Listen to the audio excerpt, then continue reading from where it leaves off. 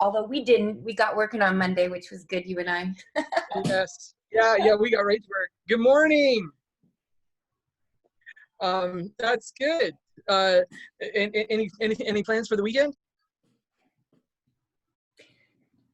No, just yesterday was so beautiful that I hope it stays that way throughout the weekend so we can actually enjoy it. Good morning, Virginia. Good morning. How exciting is this? It's great.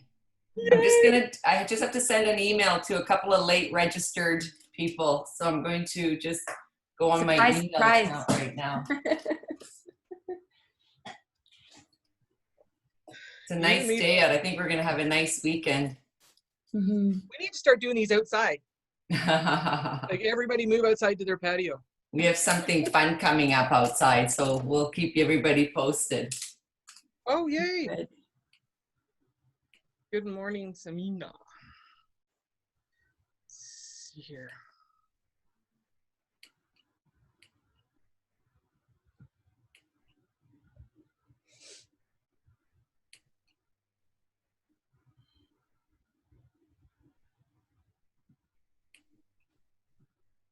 Everybody can unmute themselves.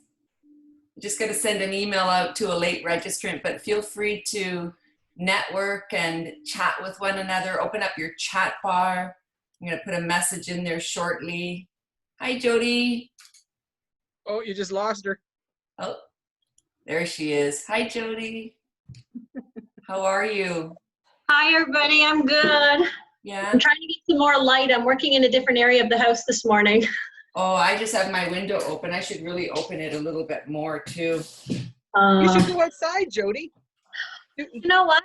I thought about that, but I have to be plugged into the Ethernet cable today for another meeting later on. So it doesn't work all the way outside, or it's not long enough to go outside. So now I got to figure out how to do it down here with minimal light. Oh.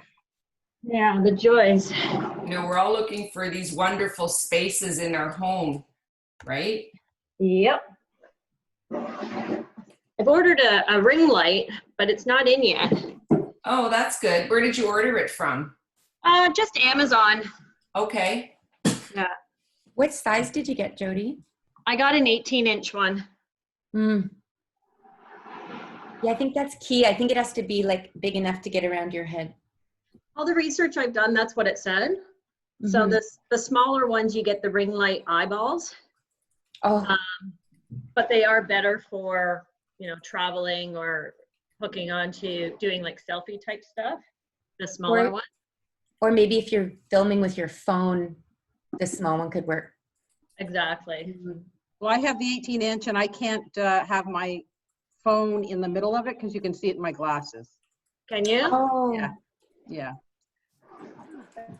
So I just have it over my computer so it's facing me. Mm-hmm. Right. Oh. That might work. Now I'm catching a glare from somewhere else. Yeah, it's always troubling with my glasses, you know, to, oops, sorry, you guys. Jody, if you had a lamp and put it beside you to the, like one side or the other, it would light you up better probably. Yeah, I think that's what I'm going to have to go and do. Grab a lamp from somewhere. I'm getting way too many glares. All right. I shall be back. And Catherine, what are you using for light? Because you're it's perfect. Like the lighting's ideal. Oh, is that me? Yes. What are you doing for lighting? Oh, actually, I just opened all the windows today, so I have the windows on, but I got these lights. Actually, let me run this by you. Let me turn on the lights that I got. Okay, hold on one second.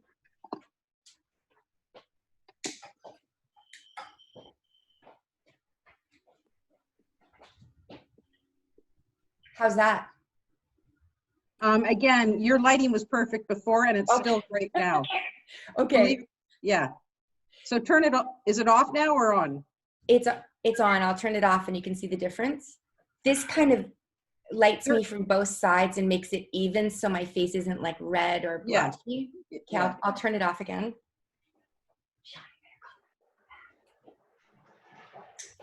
It helps that your virtual background is nice and bright too. Yes, it does. Yeah. Okay, so See? there is a difference because now you look a little more red, whereas the other, you're more lit up. But you're still Yeah. balanced, by the way. I got it. It's very odd that you'd be so balanced. Like Oh, one good. side together is perfect.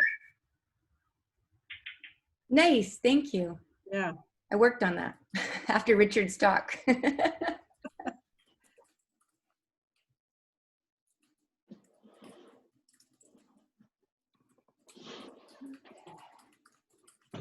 And Cheryl, do you have a light where you are? Because it also looks very bright. I have so I'm in my library, as you can see, and I have a large stand reading light here, and then I have a huge window right here. Okay. So it's all natural light. Yeah, because it's nice and bright. Well, that's good. We wait till I get talking. Once I start my talk, you might say, Cheryl, can you just sort of dim down your face a little bit? We can't see doubt you. it. It's better if we can't see you. No. We have a smaller group today. I think, how many Zooms is everybody doing a week? I think we're coming down to, we're winding down for the summer. Too many. Way too many. Yeah, And we're all- so we're gonna wind it down. We hope we gave some inspiration to men and women, whether you're realtors, strategic partners, prop techs, people curious about the real estate industry. We had a number of different women that were curious to be a part of the Queen Bee, but we also had a number of men who were curious and wanted to learn also from the female leaders in the industry. So it's worked out really, really well. But things are coming to, I think, a very soft composure. I think we're all ready. We're absorbing everything, and we're ready to move maybe into the summer to take some time off, enjoy the nice weather, especially now since the restrictions might be lifted a bit. I'm told we might be back to the office June 2nd. So we're really looking forward to that. And and everybody's ramping up to go back to work too, eh? I can't tell, like between last weekend and this weekend, like it's bananas for me. And so, these are the days that, Thursday, Friday is when you're preparing for your weekend listings. So it makes sense to watch, like as people get more busy, to watch the numbers come down. But we're still going to have a good time with the numbers that we have. Yeah, very good, very good. We've had half our offices open this week. You did? Oh, awesome. Yeah. So good. I'm going to put a little welcome in the welcome bar. But you can feel a difference. This week really brought a whole different feel to the real estate business. Like everyone now wants to do what they have to do. Sellers not so much, but buyers want to buy. Well, and buyers are realizing that, there's such a limited, as far as like in cottage country, there's such a limited supply. Absolutely. And, how many listings are there out there? Oh, like for PCAR? Yes, in your community. I would have to look again to check how many there are, but I believe there's around 300 right now. Okay. Small number. Okay, good. That's good to know. That would be a big variety of different sized properties too, I guess, eh? Oh goodness, and because it's PCAR, and PCAR stretches such a huge area, right? Yeah. So, like if you're looking for, in the Bancroft area, PCAR section of the Bancroft area, and then, the Kawartha, or not Kawarthas, but the more South Cottage country around Absley, Jacks Lake, Eels Lake, all that, and then you have the urban center of Peterborough and the surrounding area. Yeah, it's a really interesting story, that's for sure. I can tell in GTA we're seeing a lot more cottage countries listing on the Toronto board. Like even in the last 2 weeks, it's incredible the difference. Yeah, absolutely. And we've really noticed that here too, right? You'll get messages, can I please see this listing? And you go digging for it and you can't find it because it's on Stratus, right? And of course I'm not on Stratus, so. Isn't that funny that they wouldn't put it on their own board and then add it to Stratus? I find that odd. we've had that conversation. You'd think that you would advertise in the board where your property is to get Yeah. double the Exposure. Yep, absolutely. Because they're missing the boat on the people that are working with people in your area. That's silly. Absolutely. If I'm looking for 6 cottages for between 750 and $1 million, and yours is sitting on Treb or Stratus, and I can't see it, well, I'm not going to pull it up because I can't pull it up, right? Yeah, that's So, silly. Absolutely, we've had that talk so many times. It's unfortunate. Mm-hmm. Is Tanya, are you on as well? Everybody feel free to unmute yourselves. There's a lot of people that we have just under 150 registered for today. So that's come down from the first one, because the first one was over 350. But at the same time, a lot of people, they register to receive the recording. So let's make sure our content is amazing. People are going to be expecting some wonderful content. But for everyone else who is not unmuted, let's make sure we unmute ourselves and I'm sorry, did you say you were expecting some amazing content? I know I'm getting the amazing content. Well, excuse me while I pause. I need to go work on something here. I know we've got amazing. No, they're good. The women who are not engaged on the Zoom call this morning, they're, a lot of them, men and women, they've got both husband and wife at home, or just a single parent at home, and many of them have children at home. So it's odd and interesting to fully understand how they're all coping and working during this time, with younger children or for adult children who've been laid off, like myself.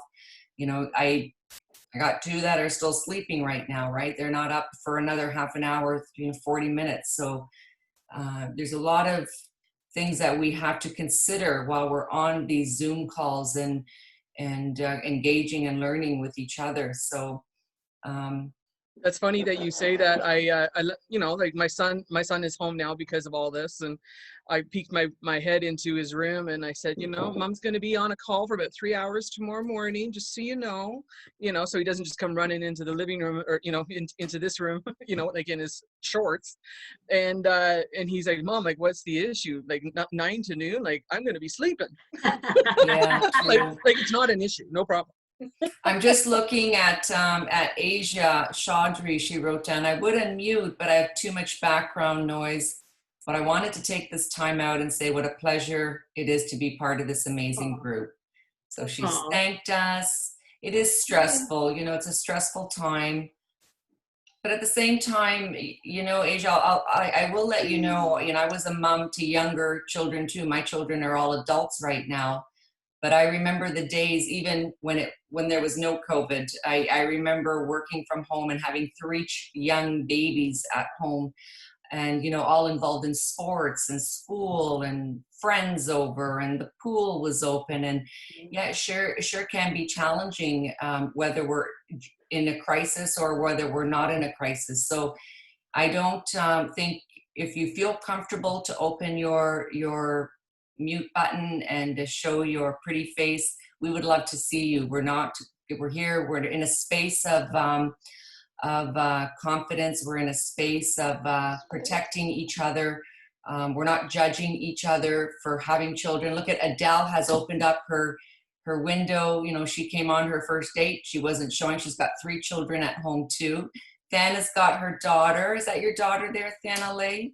Yeah, see, we've got we're coming one to of you them from a space of intention and purpose. So we don't want to make you feel uncomfortable in any way. Oh, she's got her ear. So she's holding the earpiece, and she always watches me as I'm logging into this, and she wants to be a part of it so she can hear it. And I don't always have the screen kind of like on, because sometimes in the background I have like bubble guppies or something in the background. But so many times when someone's talking, she's waving to, look, that nice hair, nice dress, like she's waving to people. What's her name? So this is Charlotte. And Hi, Charlotte. She says hi. Wave, Hi, hi. Hi, Charlotte. Hi, Charlotte. She's lovely. And I have Abigail in the background here, my 7-year-old. And Abigail is, we jokingly say Abby is, wants to follow in mommy's footsteps. She actually took one of my business cards. She scratched out her name, my name, and put her name on my business card. And it's pretty funny. It's so when I blank out my screen, there's so much you don't see in the background, not just, you know, the fighting, but a lot of the times it's they're so engaged wanting to hear it. And sometimes I pull up a headset so that they can hear it, because they'll just come right up and just watch whatever people are saying. Yeah, they really enjoy it. My kids won't come in my room when I'm in, and actually this office, we overlook a beautiful pond and a ravine, and so my eldest does his yoga here in this room, and because when the sun comes in, it feels like it's a hot yoga room, but it's funny because he'll have a sign on the door that it's his hour, so don't disturb. Right? Oh, can I get that sign to put on the door for them? Because I love this comment from Asia, and also that you acknowledged the mothers that are struggling. Yes, I need that. Thank you. I've got a big one. I need that. I thank you for acknowledging the ones that are at home working. Sticky note right on the door, do not disturb, right? But when I'm in here, I don't have to put a sign up because they know who's boss. Yeah, if it works, it works. It's definitely it's definitely hard balancing sometimes. I'm not gonna lie. I'm past the point of sugarcoating that everything is sunshine and rainbows, and there's a lot that goes on balancing the work and my workload and what they need to do, and it's definitely difficult for sure. Awesome. But we enjoy these sessions for sure. Awesome. Right, Charlotte? You're welcome. You're welcome. Everybody, Thanalei is in the mortgage business, and if you want to connect with her, she's also on Instagram. Feel free to use the chat bar to either chat or comment with everyone, as well as put down your social media handles in there, your Instagram page, your Facebook page, and allow each other to connect. I think it's important that we use these chat bars as a proper way to introduce ourselves to each other. I think it's great. Bernadine, welcome back, honey. We love having you, Bernadine. Good morning. Well, what's happening in Brampton? There's nothing under 600,000 right now, so the entry-level market is picking up. Things are staying on the market just a little bit longer than usual, but activity on both residential and commercial side is picking up a little bit. So, right, depending on which section of the market you're coming in, there may be something or may not be, depending on your price point. How many members are there of the Brampton Real Estate Board? You guys have your own board, or are you part of Mississauga? At last check, I think we were at 1250. 1250. Yeah, I'm on the Government Relations Committee, so at last check we were at about 1250. That's a big board, eh? Yeah, we've had to postpone our meetings with the city councils and the MPPs and stuff. So we're right. All of that. Right. And had to put our economic updates and stuff on pause. Yes. Well, we've got Karen Cox here today, who is the past president of AREA. So for those that want more information on boards or on association level and the organizations that make real estate such a great place to work, have your questions ready for her, because she might be able to answer a few of them. She's pivotal in a lot of new programs and laws that have been passed in the last year, and we're really happy to have her here today. So and how many listings do you have in Brampton? Last check we were at a little over 600. Okay, so you're like in Oakville. Yeah, that's like in Oakville. Mm-hmm. Yeah, for now. Normally we have normally we're about 1,200, 1,300. Oh, wow, that's a lot. So, yeah, that's a lot, for sure. That's a lot right now. But I just wanted to thank you for this. It gives me something to get up to Thursday and Friday mornings to do. there's only so much research I can do, and calling and all of that. So this kind of gives me something else. It's my pleasure. It's Thank my you. pleasure. They're a lot of fun. As you know, if we can learn one or two things.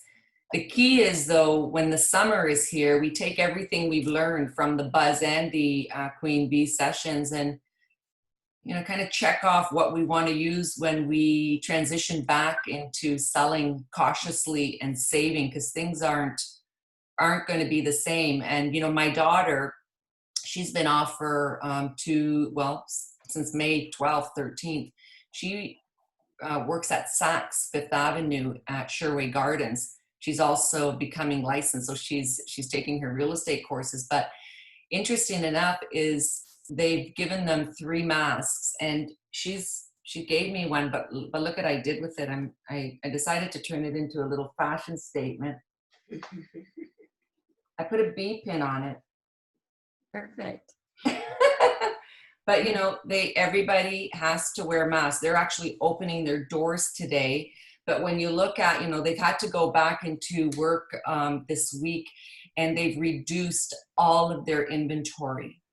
And that's troubling, because now we have to think about, the fall merchandise is probably going to come in. When does that come in? End of June, beginning of July. But they've got all this spring, summer merchandise that they've got to sell that they did not have a chance to sell at regular price, and it's been reduced, 20 to 70% off. So there, there's a lot of businesses that are struggling right now, whether they're smaller local businesses or the larger, companies that make up the retail landscape and the commercial landscape. So my fingers are crossed. I hope the government is really helping everybody make this work, so that everybody has jobs, when they transition back to work. I really pray that we're going to be okay. Well, I went to Trinity Common yesterday. Yeah, where's that? Trinity Commons in Brampton at Okay. Bovaird and 410. And actually walked into Staples and stopped and took a deep breath because it was my first time in a store in how long. But there's a lot of the stores that are open now because Trinity Common is an open mall, so all of the stores are street facing, so they can Sure. open. But a lot of them have sale signs up now, sirens, guests. Well, although they filed for bankruptcy protection, so we don't know if that store is going to be reopened. Yeah, can you believe that? I can't believe that, because So, Victoria's Secret and Pink. Yeah, And I heard Bath and that. Body Works did that yesterday, and I'm keeping my fingers crossed. I got to get my Bath and Body Works products, so I need them around. But it's a little scary, not knowing. Yeah, I worked at Aldo when I was going to university, so that's when the retail was really at the peak of its moment, back when everybody shopped in the malls. Now everybody's transitioning to shop online, so it's interesting to see if they keep their online component to their business, and then we've got the whole, what's going to happen to all this commercial space, right? There's going to be a lot of commercial space, especially with the big box retailers that have these larger commercial inventory to deal with, unless they're going to take now all the inventory that they haven't been able to sell in the malls. They're going to shift them over to the commercial, like the big box retailers that are in all the larger cities. Well, a couple of those that I know that I deal with, they're starting to renegotiate their lease. Good. Okay. Try and get it cheaper so that they can stay in business. So we'll see how that works out. Anyone else want to share something about their city or their community? There's a lot of people who are online that are muted and aren't showing their photos. Does anybody want to unmute themselves? Kelly McCardle is here from Milton. Good to see you. Susan McCars is here. Donna Borg is here. Sasha Clark from Durham. So many good regions. If you want to unmute yourself. Daphne is here. I'm not sure where you're from, but if everybody, and if only if you feel comfortable, but what you can do is, and I don't know why when I talk, the spotlight video is not, I'm trying to get it to work properly. I'm not sure. Cancel spotlight. What's happening is, oh, I'm trying to make the spotlight work properly. If you go to your name in the settings, you're able to put your city or your company in, if that would make it easier for people to know where you're coming from. And Jody, I want some of that breakfast too, because I'm hungry. I'm starving and I won't be able to eat till probably after 1 o'clock. So I'm like, okay, peanut butter and cheese sandwich and strawberries, that'll work. And Yeah, you know, I was in a technology conference the other day on Zoom, and it was just all tech, and it was all guys, these young developers, and I was eating sushi, and one of the guys told me, "Oh, it looked really good, whatever you were eating." Yeah, like sushi.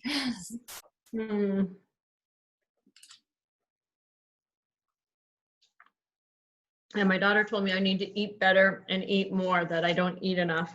Sure. Yeah, I think that's that I one do. thing. It's just after midnight when you don't see. Yeah, I think that's one thing we've all been trying to do, is really eat well, right? Mm-hmm. Definitely. Mm-hmm.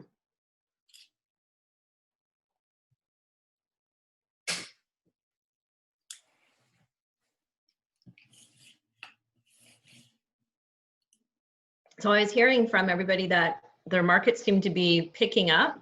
We're not really seeing that here in Northumberland. Anything priced under like the 450 mark is moving, but anything above that is sitting. I just did sort of an analysis of the last 45 days of between 700 and 900, and we've only had one house sell in that price range in 45 days. Wow. What's the average price up there? Let me think here. I think it was, last check was 481. Wow. I think. Yeah. And how many listings? Okay, how many realtors are with your board? And what board is that? Now, Northumberland Hills Association of Realtors. Okay. We have in total 214 realtors, but of those realtors, probably about 60 of them are duals with Treb and Drar. Right, okay. So they're not true home board members. We've probably got about 120 to 140 true home board members. Yeah. And listings, oh my goodness. I know when our hot sheet comes up every day, I get 1 to 2 pages, and that's about it for our area. Oh, wow. Yeah, so we're definitely not seeing a whack ton of listings or houses coming on the market, and we're not seeing huge numbers of solds, unless, like I said, the price range is under the 450, which is our first time home buyer market, right? Right, right. They seem to still be able to buy, right, because they've got nothing to sell. And very typically here, it's very common for us to see APSs come through with the condition of buyer selling their own house. That's very typical here. We don't get a lot of multiple offers unless it's in the first time home buyer market. Right. Are many of the realtors that are part of that board members of Toronto? Did you just say that, or? Yeah, we've got about 60 to 80, somewhere in that vicinity, of dual members. Dual members. Dual to Treb or Drar. Okay. And can I ask what the fees are to be a member of the Northumberland? Are they expensive? No, I don't think so. With our fees, everything's included. Okay. So it's not an a la carte thing. Oh, okay. You get everything, your education, training, nice. All the tools, everything's included. And I think we pay 111, 112 a month. A month? Yeah, and we've paid that, oh gosh, how long? Well, probably for 10 to 15 years. That's been what our rate is. That's more expensive than Treb. It is, but we get everything. Right. Oh, okay. So all of your education and your extra, right. Okay. That's great. That's good to hear. Yeah. Yeah. So yeah. A lot of people have been, asking what is going to happen to the future of real estate boards, especially now. I've been just curious, asking questions, what the membership includes, who's got membership, how many memberships do people have, how many realtors are part of an associated community board. I know in Oakville we have under 2,000. The last it was 1,600, but it could have risen because our agent population is constantly growing between Oakville and Milton. But I find that this time has made a lot of people reanalyze where, which boards they want to be a member of. I know once upon a time we were a member of 4 boards, but we've scaled down. I'm a member of UMDRET, which is our home board, and then Wayne is a member of TREB because he wants the value of that additional population, the 56,000, 57,000 membership, as well as the opportunity to put our listings in the largest real estate board across Canada. I think that's really important. And I really love what TREB has done with the evolution of their new brand, their new website, the Toronto Regional Real Estate Board, because now they encompass some of the outskirts of the GTA. So that's important. And it's interesting. It couldn't have come at a better time, right? It's definitely a time where we have to look where we're going to get the most value and how we're going to help our customers get the most exposure during such unprecedented times, right? Exactly. Well, and the announcements they made with the RFP, and you can see that they're a forward-moving board, and they've got the finances to do that, which is fantastic for them, right? They're looking at AI technology and blockchain, and I don't know how many other boards are actually looking at that stuff just purely for the cost of it. Right. So it's going to be interesting to see what happens to the real estate industry in the next few years. Yes, I agree, 100%. And the great thing is I'm always going to believe that realtors are essential. We're essential business people in our community. And, the way we incorporate this digital collateral into our business is going to allow us to thrive post-COVID. So it's definitely interesting to see where we go for sure. Elena, how are you? Elena Seradidis. I'm going to say that's Greek. It is Greek. It's Elena Seradidis. How are you? I'm good. I kind of went a little stir crazy being at home, so I'm actually in my office right now. That's great. Oh, nice. Oh, can I see that? Is that what is that? A cow? There's still social distancing. Yeah. What was that on the screen over there? Was that a cow? Oh, it's a lamb. Oh, a lamb. Oh, you're at Brad Lamb's office? Yes, I am. Talk to us about what's happening at downtown condos. How's Brad doing anyways? He's good. We still have Bread Company for sale right now. So if anyone has anyone interested, I can shoot you over the portal for that if you don't already have it. That's great. Other than that, I would say mostly what I've been doing right now is houses, which I know is odd for Brad Lamb Realtors, but that's what my clients have been looking for right now. So that's what we've been doing. Yeah, he's built such an impeccable brand into the GTA. I remember 25 years ago, he was selling condos. Now he's got this big organization and team and firm and building development. I think that's fantastic. And what are you finding in Toronto? What's your opinion to how we are transitioning here? Honestly, I am a younger age, and I'm sure you can tell just by the way I look. You're in the business, so you're experienced as all of us. Yeah, but what I would say is condo sales are still moving. The thing that I'm finding a little bit more challenging is anything I have listed for rent and just getting my landlords to come down on their price so they can get a tenant as soon as possible. Yes. So, and I'm sure everyone's been going through the same thing. Yes, I agree with you. I've noticed in Oakville, a lot of realtors are bringing their rents down. There's some that were leasing between $2,000 to $2,300 pre-COVID. We're seeing some reductions as low as $1,750. Wow. Yeah, I believe it. Yeah. Now, the last time I saw a similar market to this, which was driven by an economic crisis, not a health crisis, was back in the late 80s, early 90s. And I remember once the economy shifted, we started to see a big drop in rental prices. So we really do need to be truthful and firm with our clients that the rentals are going to come down substantially So in what I've my been telling, opinion. so what I've been telling my clients is this time last year, there was a little over 1,000 properties in the downtown core available for rent.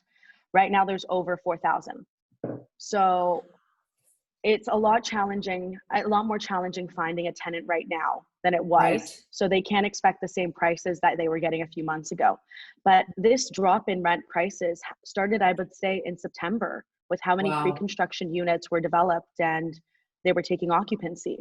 Right, So already right. we saw the rental market take a little bit of a hit. Then on top of COVID, it did affect it even more.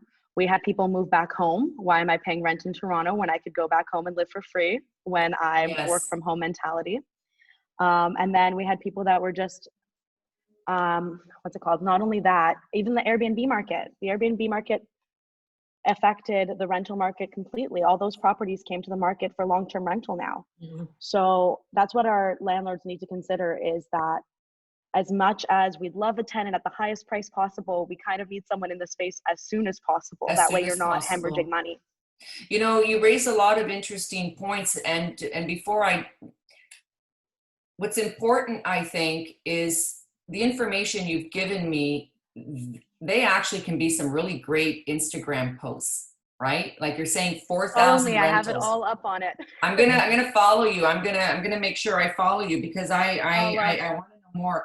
What's happened with the Airbnb market? Are they coming on the market for rent? Are they coming on the market for sale? So what I've noticed is most of them have been coming first for rent. I do anticipate that those properties will eventually hit the market for sale instead of for rent, as soon as they realize that they're not getting a tenant. And if you're an investor that's hemorrhaging money, eventually that's going to be your next course of action, to sell the property. Yeah. So what I've been telling my first time buyers is now is the time to consider getting in, because if you're an investor looking at all the math, you're not going to find a tenant right now. Right.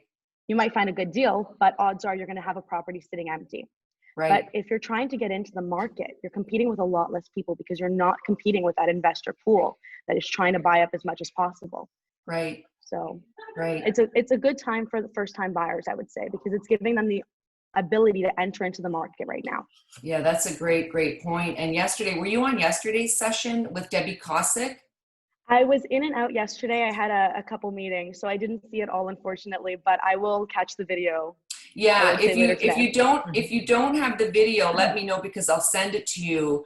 Debbie is highly educated in this. This is her business, right? She's had $15 billion in pre-construction condo sales. She knows the market just fluidly. And she mentioned we still have immigration is still going to be quite healthy with 350,000 coming to Canada every year, as well as, you know, interesting that the first time I've heard this stat was 20 to 70,000 young people that will be needing homes very soon, whether it's for rent, whether it's to purchase. A lot of people getting married, a lot of people wanting to move out of mom and dad's house, especially after spending 2 to 3 months with them, right? They're like, I am so out of here. Food's good, mom, but packing my bags. I'm not sure if any of you are also experiencing this. I've had people already message me about not being able to live with the people they're living with, or they need more space. So I do think that the housing market is pretty secure in the sense that the moment this is all done, people are going to want to move. It's either going to be, I want more space, because if we're going to continue this work from home mentality, we're going to need more space. We can't in condo, both working from home. It doesn't work. Yeah. So we either need more space, or we can no longer live with the people we're living with, and we need 2 separate spaces. Yeah, you're right. So you're right. That's a good point. I do think movement will continue to happen. And from my experience right now, in the beginning of COVID, I was pretty much just like every other agent and said, I'm not leaving my house. And I did everything virtually. So my first couple deals that started during COVID was 100% virtual deals. My clients didn't see the property. Everything was done with the condition that they'll see it in a later date. And then I hit the point where I was like, not all agents are using technology, so we don't have videos of properties. Yeah. So mask down, going to videotape properties for my clients, because again, I did everything touchless. I didn't want to see anyone. Yes. Now I do have clients that are interested in buying bigger homes, so they want to see the property. Right. And in this case, mask, gloves, we're walking in and out of the homes like that. Yes. But I see more people willing to come out now than I did in the beginning. So I'm Yes. starting to think people are getting a little bit frustrated with staying at home. Yeah. And even now, I'm sure you can see King Street behind me. There Yeah. are people that are walking back and forth. I personally live on the harbor front. Yes. I don't think they believe in social distancing because everyone's walking so close to each other, especially as the Yes. weather gets nicer. Yes, for sure, for sure. And you raised a good point too about the younger generation as opposed to an older generation. I think the younger generation want to get out and, you know, don't want their life and their dreams put on hold. You know, they want to start living, they want to start working. I think it's important that we pay attention to where people are at and start making those phone calls. If we haven't already, we should start making those phone calls to see if people are ready to take that next step. Don't be afraid to do that. That's our business. We need to guide people. We have a 10-step process that we put together during COVID. We want to transition to transact safely and cautiously. And I know we were talking about real estate pre-COVID. We had a bit of a break. We just want you to know that we're here for you when you feel the time is right. We need to start communicating that again.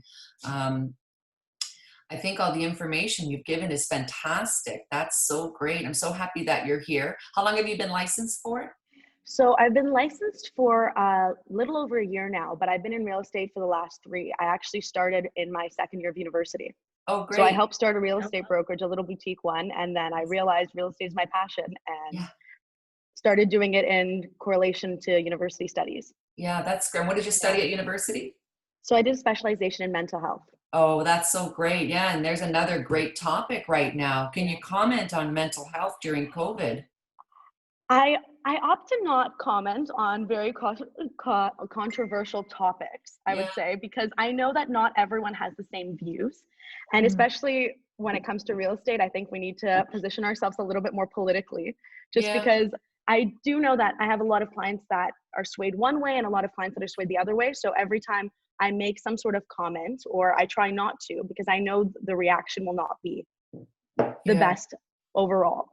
So it's err on the side of caution, I usually say. And if I have those conversations with my clients, I have them one-on-one with them. Because you kind of gauge where their head's at, so you know not to misstep. Yeah. And I think, because I speak to, I get a lot of phone calls with, from people, Virginia, what do I do? I'm a little depressed, and let's face it, we're human too, right? I get depressed, and I find this all challenging for me. I have 3 kids at home that are all dealing with it differently, whether it's by keeping busy or by being alone. We give each other the space. But I think it's affecting people's decision making right now. Do I leave real estate? Do I shift to a smaller brokerage? Do I put my license on hold? Do I join a team? Do I start a team? And because we're in crisis and just coming out of it, I don't think we should be making decisions like that will affect our careers and our personal brands and businesses. I think we need to stay put and really push through this the best that we can. That's my opinion. Honestly, if we phrase it to our clients and our friends and our family that we're not looking at it from a sales point of view, there are definitely deals to be made. Because I've gotten people messaging me just by me posting that I went for a walk. They're like, oh, that's nice. Like, let's go on a social distance walk next week.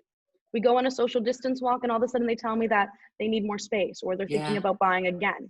So there are deals to be made. You still need to be available for your clients as best as you can. And I would say don't approach it from a position of, I'm trying to sell you anything, because I don't think it's the time to push buy, or sell. It's not. It's the time that you're there for them and they realize that you're looking for their best interest, not to make a sale. Great. And one last question. I know you're with Brad Lamb's real estate company. Tell us a bit why, and it could be related to condos, but what drove you to Brad's brand? Okay, so when I first was looking for an office to join, like I mentioned, I started at a boutique brokerage. So I picked Brad Lamb to join because I still wanted something relatively small. So the office has about 30 agents. Okay. And I know that they're all pretty much heavy hitters. And I wanted to be able to learn from that. Okay, good. I also love the fact that it was connected directly with the developer. Because in my mind, I was thinking, if I want to be able to drive more clients to me and have some sort of edge around everyone else, or an edge above everyone else, sorry, that I'm offering them pre-construction at a price that they wouldn't get. I'm giving them the friends and family. Right. So that's a selling important. point that I give to my clients. So I'm like, Yeah. look, you can shop around, but there's no one that's going to be able to get you pre-construction prices like I can, or like anyone on my team can, because we are connected with the developer. Right, right. I think that's great. And I think, you know, when we look at how we choose brokerages and the business, you know, when we become licensed, we need to, before we choose a brokerage, we need to figure out who's our target market and what partnerships do we want to create for our business. And then I think it's great to start the interview process. You know, I know there's a lot of different boutique brokerages in downtown Toronto, and I've seen that evolution, especially over the last couple of years, because it was almost non-existent 10 years ago. There was maybe one or two. Now there's hundreds, if not, you know, over 1,000 Canada-wide. There's just so many of them. But it's nice to see that, you know, the younger generation, the millennial realtors, our new leaders in real estate are making decisions that suit their clientele base. So that's really great. You know, Wayne and I have always been, we've been with Royal LePage 25 years. I celebrated 25 years as a licensed real estate agent in January. And we chose Royal LePage 25 years ago when we, you know, were just young, having a family, and we were really connected to the community. So Royal LePage at that time was, and they still are till this day, consistent. They're connected to the community. Then we left, we wanted to try something different. We went to Remax, and it's the same thing, right? But that's from our time when there were no independent brokerages, right? Those were the two brands, Century 21, Sutton Group, Sotheby's, you know, a lot of really great companies out there. But I have to, you know, congratulate the smaller independent brokerages really doing amazing things. And I've always respected Brad and his vision for the condo market in downtown Toronto. So congratulations. Thank you. You're I would welcome. also say that if you are a newer agent starting out, that it's a good option to join a smaller brokerage just because you're constantly interacting with people every day. I come into my office on purpose so I can hear other agents on the phone. And I can tell you that makes me a lot more confident when I talk to other agents as well. Yeah, sure. And then they'll turn around and be like, Elena, what did you just say to them? And I'm like, it's okay, I got the deal done. Don't worry. Yeah, we want to listen. We want to listen to the secrets. I know it's important. I know sometimes I get people that just knock on my office door and they say, can we just program your phone into our or your phone number into our mobile phone if we need you? You know, you can just give us a little tip here and there. So we like to work with each other. So thank you for sharing. That was a great, I almost gave you your own session there. Thank you so much. No problem, anytime. And if you didn't receive the session from yesterday with Debbie and Ralph, he's a developer, Chestnut Hill, just send me your email to the buzzconference@outlook.com and I'll send you that session if you haven't received it. They had a really great slide share. Okay? Yes, thank you so much. My pleasure. How's everybody doing? We got mostly everybody signed in. It's 9:50. Hi, Asia. You got your pretty daughter there? She wanted to say hi. Hi. How are you? What's your name? Serena.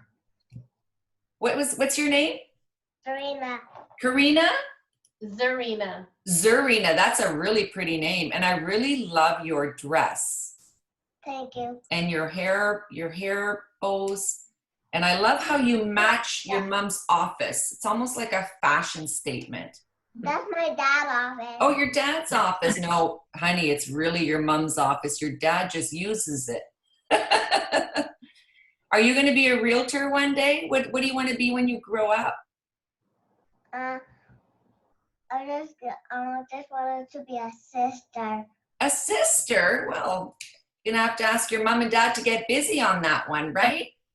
This is great. I love that goal. That's a great, great goal. You know, when I'm looking at you, Asia, right now, and I remember when my kids were smaller, they used to be on my lap too when I was on the phone, but nobody saw me. Sometimes I would have two. I would be nursing one and I would be, you know, playing with the other on the phone with clients. But this is exactly what I look like. So we can see you on Zoom, and I think it's wonderful that you are connected to your family. This is really important. How are you finding business right now?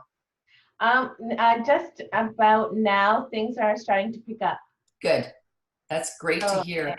Yeah, it was quiet in the beginning, but now things are changing. It's for my lead gen, I have so many leads coming in wanting to know about purchasing a property and how is the market. People are coming out and asking me, so that's nice. Nice. And you're in the Milton area? Yes. Okay, so you're part of our board, the Oakville Milton board, and you're at Royal LePage, right? The Meadowtown, yes, in Milton. Yeah, I love Alex and Gloria. They're amazing. They're amazing people. Yes. Yes, you can. And how many, and I know in total, I mean, we're almost at what, 600 listings right now. How many of those are in Milton? Do you know that figure, or is it half? I'm not sure. I'm going to take a look at that today. I'm curious now. Oh, amazing. Are you coloring that today? Not yet. I'm drawing the Princess Barbie. I'm not done with the Princess Barbie yet. Oh, she's lovely. I really want her hair today, actually. That's the hairstyle that I want. And I just heard my hairdresser won't be open until maybe August the 1st. Oh, yeah. So I'm hoping they're trying to get some new. Yeah, that's great. Oh, so a little. Yeah, that's wonderful. So we're going to get ready to start. So if everybody wants to mute themselves. If you don't mind, Virginia, I just want to say good morning to everybody. Sure. Who's here? Who's that? It's Tanya. Hi, Tanya. How are you? Good. Can you see me? I can see you. I'm going to put the spotlight on you. There's something wrong. There we go. Thank you. I just wanted to say hi to all ladies and good morning. And good morning. Tanya is a realtor in Oakville. Same office at Virginia. She's at my office. She serves Oakville and surrounding communities, and she has a great Coffee with Tanya webinar that she does every week. She interviews local businesses and strategic partners in the Oakville community, and it's a good way for her to come together with people for networking, for referrals, and just to get to know the landscape of how we conduct business on our own and learn from each other. So I love having Tanya here. Thank you. So I just wanted to say hi to everybody. Unfortunately, I have some other commitments, so I won't be able to stay until the end. But I just wanted to invite all ladies who are interested to have a coffee with me. They can send me a message and we can set up coffee. We can record a short video from the coffee with Tanya so they can use it for their marketing, and we can go over the stats and news in market that they are serving, so we can help them, you know, promote themselves in social media, not being dry marketing, but being some kind of interview stuff and very casual. You know, Virginia, we just drink coffee and have a casual conversation with few very good informations for our clients that we can share. Everybody, this is Tanya. You have to really hook up with her. And if you're lucky, when this all moves forward into the future and we all get back to work, you might receive some of her amazing coffee beans too, because she's got an amazing brand, and it's Coffee with Tanya, and all of her clients receive fresh coffee beans from the different local coffee shops here in Oakville. Yes. I love what she does. Correct. Thanks for being here, Tanya. Thank you so much, and enjoy your day. Thank you. I'm going to make a few people co-hosts. Melissa Salazar is here as well. I'm going to have her come on. They're now the meeting has started with them. We're going to start. So if everybody wants to grab a coffee, got 4 minutes. Let me find Melissa here. Oh, there she is. I'm right here, guys. Just one of those crazy mornings. I'm going to make you a co-host. Say hi, Melissa. It's a crazy morning. Oh, yeah. It's a crazy morning. I actually bit my cheek at night. Oh, no. And it's all swollen. It really hurts, but I'm being a baby. But that's okay. Welcome back, Melissa. We love having you. Oh, thanks, guys. I'll be in and out, but I will try to engage as much as I can with all you ladies on the chat. Awesome.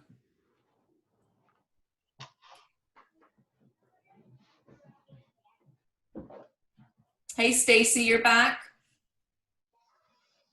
I am back. How are you? I'm good. How are you? Good. Another beautiful day. It is gorgeous. I am going to look for Karen Cox.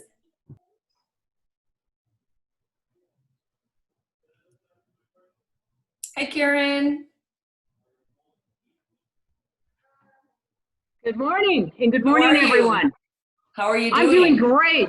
Oh, yay. Can you see me? Okay. No, it's beautiful weather up here in Grey County, as I think it's probably in most of Ontario today. Whoops, we lost her. Keep going. I'm moving my phone out. Oh. It's okay, Gary. You can keep chatting away. Well, I recognize a lot of the ladies on the call this morning. This is great. I know, and it's so nice when everybody goes live. Yeah, no, this is a great way for us all to network and connect during these times when we can't be together. So this is really awesome, Virginia, that we have this opportunity. I think it's been fun, but you know, as I was mentioning earlier, when we first started them, the first one was April 30th. You know, we had 731 people that were registered for that. And we decided we were going to continue them for the month of May. And we've done them on Thursdays with the Buzz and on Fridays with the iwCONNECT Queen Bee edition. And they've kind of tapered off a bit, you know, for whatever reasons, but people register but know they're going to get the recording. So I send the recording. So for this one, we have just a little, and now we have over 150 women that are registered, but most of them know they're going to get their recording. A lot of them, you know, women at home or children at home. I know for myself, for example, we have one office in our home and I've got 4 other adults who need it. And so they know I'm scheduled this morning, but they take it throughout the day. So, you know, different schedules and parents that they have to, you know, keep connecting with, making sure they're okay. But it's nice to see everybody here this morning that is able to attend. I'm going to introduce Karen this morning. She is our first guest speaker. Thank you to everyone for being here, by the way, with your children or without your children. Men and women are in this group this morning. Karen, I heard Karen first at the recent reality conference, and I was really impressed. She was really firm in delivering her speech during the AGM, and I loved listening to her. It was actually the first time I've ever heard a female in an association level position speak at an AGM, and I thought to myself, we need to have Karen come and you know, share at one of our Buzz conferences. She is the past president of AREA, who's put together a lot of systems in place, as well as been pivotal in the recent, it's Tressa, right? And maybe we'll talk about that in a minute. And she's also a broker owner of Sea and Sky Realty. Ski. See, I did it again. See, you know what you're seeing? Sea and Ski Realty. See, I'm thinking skydiving. Right? It should be Sea and Ski and Sky. That would be kind of cool, right? But I love that independent brand. I went through your website the other day. You know, you and Russ have done an amazing job in your communities. So you're involved in the brokerage level, the selling level, and also at the association level. So I want you to share a bit more about yourself, and then we're going to start a Q&A with Karen this morning to kick off this event.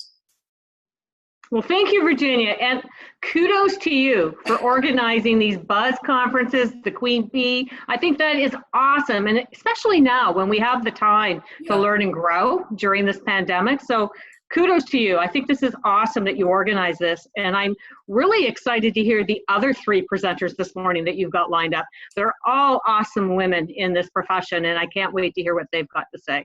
Yeah, we've got Sandra Kirkland here, Develle Morrison. I spoke about Develle in yesterday's Buzz conference because I just love what she's done, and yourself, and we've got, who else is here?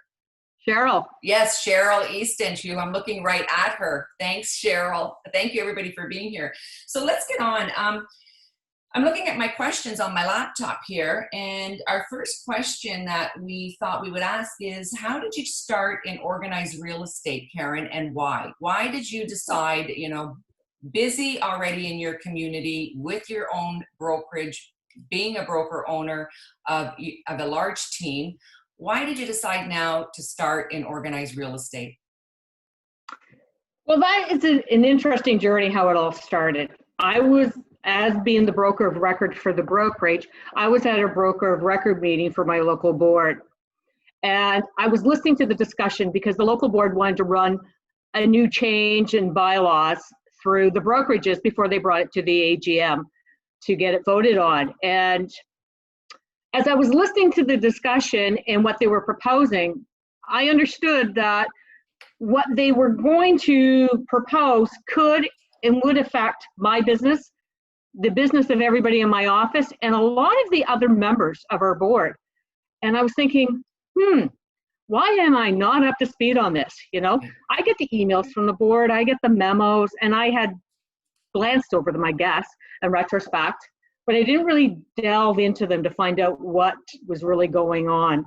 So I started asking a lot of questions at this meeting because I wanted to really understand because of the impact it was going to have. And it was sort of a wake-up call for me that, I wasn't really on top of this to the extent I should have been. And it was interesting that, like, the following week, one of the directors called me and said, Karen, would you consider running for the board as a director? We really need someone like you with your passion, your interest, and the skill set you have to come to the table. Would you consider it? And I said, well, I need to think about it. I went home and talked to my husband and my business partner. And I said to him, did you know about these changes, Russ, that they're proposing? And he said, I might have got an email. I said, did you understand it would have this impact and we would have to do these differently and we would have to look at this? And he said, no, I didn't really understand that, Karen. And I said, okay, well, they've asked me to run to be a director on the board. And so I did run, and I did become a director on that board. And because I felt that was one way that would make me be updated on the latest changes in our industry and profession. And like many of you here on this call, on this conference, we all spend time improving our business because we want to get better. We want to learn about the latest technology and ideas and tools for our marketing, for working with our clients, for systems and programs. But I hadn't really given thought to the rules and bylaws that my local board, the municipality, provincial and federal real estate associations, and all levels of government could affect my business. So I think you can understand my motivation for volunteering, but it would be interesting to find out why everyone else volunteers, right? So last year, RIA did a survey, and some of the stats were the people that volunteered in organized real estate, 77% said they wanted to give back to our profession. That was the number one reason they wanted to give back. And the second reason, at 59% of the survey, said they wanted to develop new skills and experience new challenges. And I can tell you, when you volunteer in organized real estate, you can achieve both of those goals. You can really make a difference, and you can develop your own skills and knowledge. So for volunteering, for me, it kept me informed. And if you're not engaged in organized real estate, you don't know some of the things that are important to our business and help you better service your clients. You may be hesitant and not sure what it involved or not sure if you have the skills that are needed, because that's how I felt. But, you know, AREA has some really great training and resources that can really get you up to speed. And, you know, you might have heard of Leadership 100, which is part of the Academy, or Leadership 200. And the good news is that during COVID-19, AREA just announced that they're launching an online version of this classroom course called Becoming a Leader, and it's free for the next 6 months. So there's no cost to it. I got the It's email. free. And, okay, and hold on, and let's just get back to what you mentioned, that you opened up the email. After I spoke with you last week, I've been reading all of my emails except for the spam and the junk. But it's interesting what you learn when you open up those emails. And I did read that these are going to be free. And I might have even read that on the AREA Facebook page, because now I've been going over to AREA a lot more now too. Awesome. That's great. You know, and it was a wake-up call. I wasn't really reading my emails. Yeah. But being involved in volunteering, I knew I needed to stay at the table and be informed to make decisions, right? Yes. So that was a big thing. And, you know, they have a whole series like Leadership 300. I know some of the ladies on the call have been in Leadership 400, which is for board president-elects and presidents. And I think what I hear back, and for myself, the best course I took was called the Hot Seat, which is for president-elects, and it's a media training course. And I think there's a couple on the call today, and they can tell you it's one of the best courses you could ever take. And then there's Leadership 500, for which is the AREA Board of Directors training. So, you know, these courses can make a huge difference in how you contribute, whether you're looking at being a volunteer in your community, or if you're looking to be involved in organized real estate or in your business. So, and realtors, which I find great, is that we all volunteer in our communities. You know, we're the one profession that really loves to give back, whether it's to our schools, whether it's, you know, local sports teams, churches, service clubs, etc. You know, we're the one profession that really strongly believes in giving back to our communities. You know, I also find too, and I really found it more when I listened to you at Reality, is our ability to communicate better.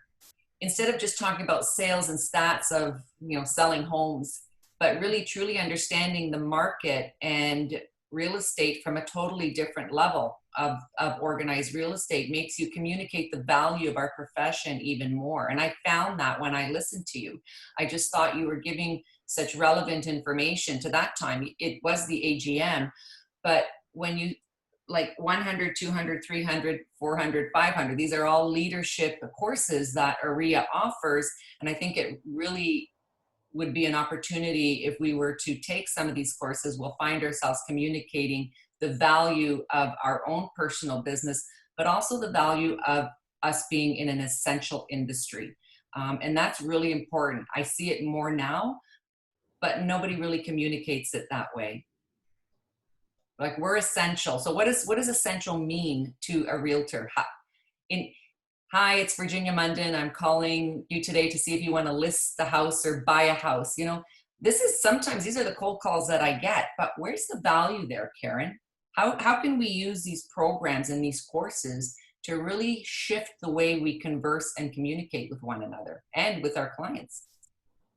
Well, I think all of us are trying to raise the bar in our profession so that the public's perception of a realtor, they have a higher standard of professionalism, right? We're not the car salesman per se, as what, you know, the surveys indicate, that we do have expertise, that we bring a lot to the table when we are working with a client. And when you're looking at a client, it's probably the largest investment they're ever going to make. So they want to have the best expertise and professionalism and the best person beside them on that journey to buying their dream home. Right, right. And if I wanted to start, because I know when I started 25 years ago, there wasn't really the push on volunteerism. There wasn't really the push on corporate responsibility in the communities we serve.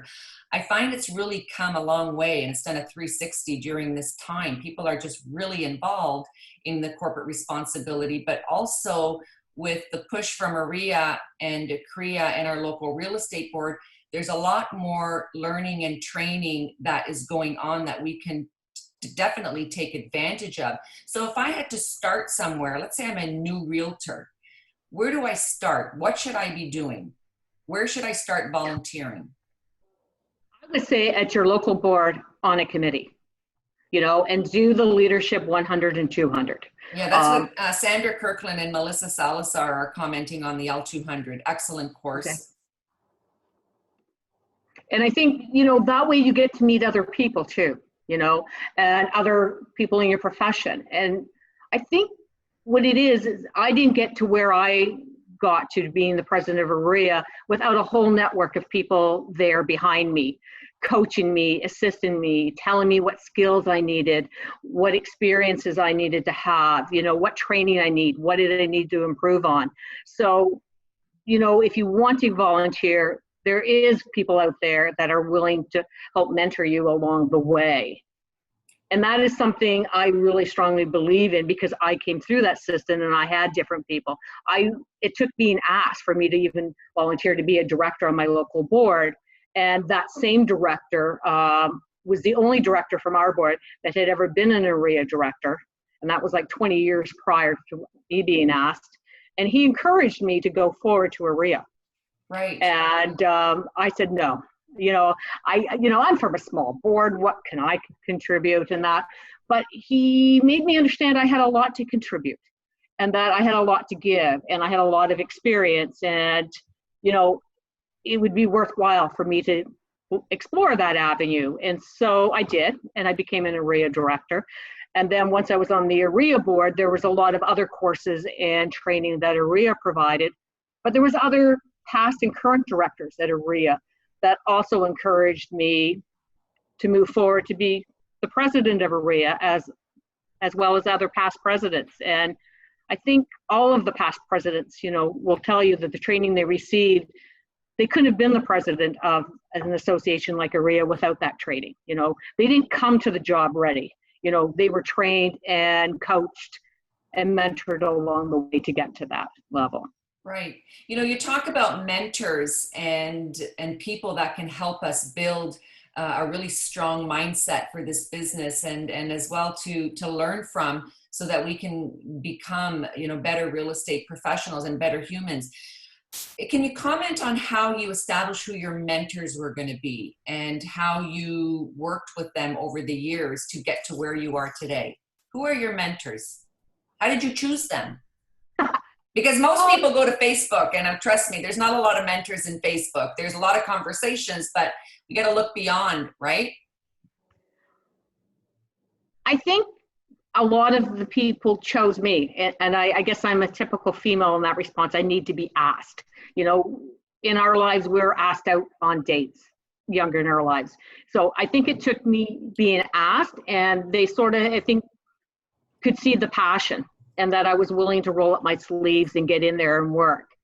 And last year when I was president of AREA, that was one of the things, one of my goals last year was to attract more diversity and qualified candidates for AREA's own committees and to eliminate the acclamations for the board of directors. When you look at our membership, the demographics, it wasn't really reflected in our committees and in our board of directors. And I also wanted to engage our younger members because I believe they are our future of our profession. And if we don't start training them and nurturing them along, we're not going to have great leaders if we don't start working when they're younger and they're energetic and they're enthusiastic and, they're just coming into the profession. So I really believe that mentoring was a key element of making all this happening last year. And, you need to encourage them and support them. And, that way they can tackle the challenges we're going to see in the future. And so AREA did launch the first phase of a mentoring program last year. It's really in its infancy. And, the whole initiative was to encourage and support the current board last year of AREA directors to reach out to potential new leaders. So to look at their sphere of influence, their network, and whoever they chose to support them in their development. Because I believe this was one of the best recruitment resources as an association we had, was our board of directors, you know. And I think that's with any board, whether it's the area board, your local real estate board, or a community board. These people are the elected directors, you know. So they're already seen by your membership as leaders and role models. And they're in a perfect position, you know, to reach out to members that show that potential as future leaders and encourage them to consider to develop the skills that would be necessary to run for a position. So, and it was great. We had a great response. We had 13 directors last year, and we had 16 mentees that were coming to the program. And so now I had to go to the past presidents to see if I could find mentors for some of the additional mentees, which was amazing. And I can tell you, some of the directors that were elected this year at the AGM were part of this mentoring program. Yes. Was James part of that mentoring program?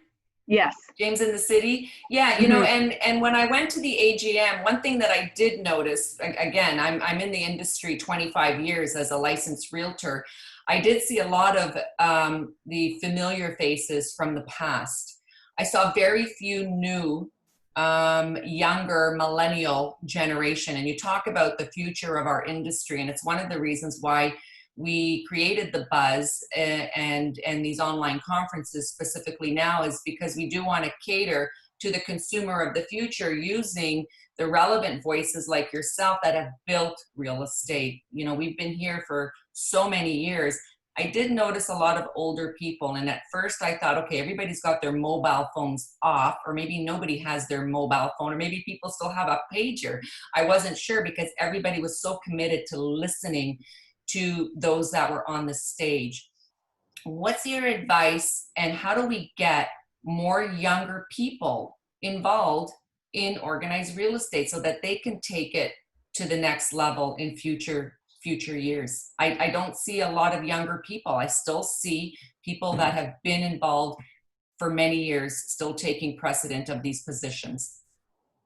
And I think it's all of our responsibility. You know, I think we need to look around in our sphere of influence. And if we see someone, I think it takes being asked quite often, you know, and encourage them and be there for them, give them advice, introduce them to other people that may be of beneficial help to them, you know, and give them the right skills and training, put them on the right path, you know, because I think they need encouragement and nurturing to come along the way. And I know last year, all the chairs of all of the area committees, I said to them, I want to see a young person on that committee. I just don't want to see the same people being recycled on these committees. I want to see new ideas and new people. And you know, there's got to be one position on there for somebody that's a YPNer, you know, because we've got to give them the training now.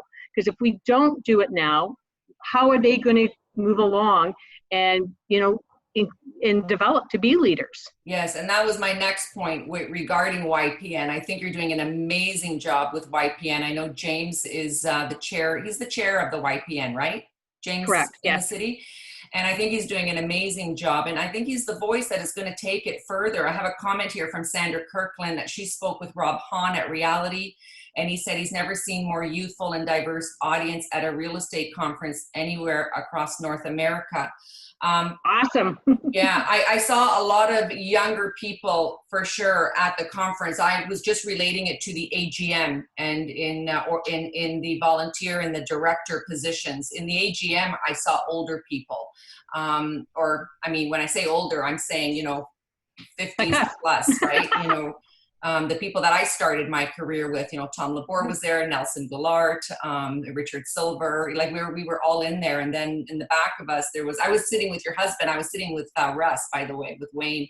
But behind us there was one table with James and Heather and all the more youthful YPN people. I'm like, we need more of this in this room to help make those decisions for the future of our industry.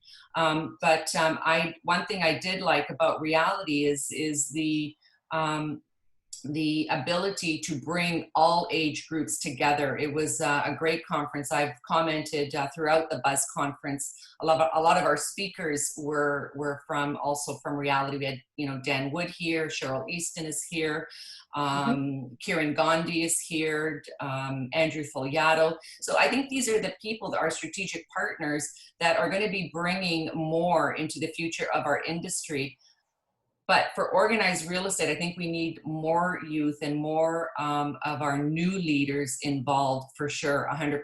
And I love what YPN is doing. I love what the AREA YPN has done. That's a really great component. And we need more people to be a part of it. How can real estate companies or brokerages help? I think making them aware of the opportunities. You know, it was interesting. The other part of that survey AREA did about volunteering in real estate was that 27% of the people surveyed said they weren't even aware of the volunteer opportunities that existed. Right.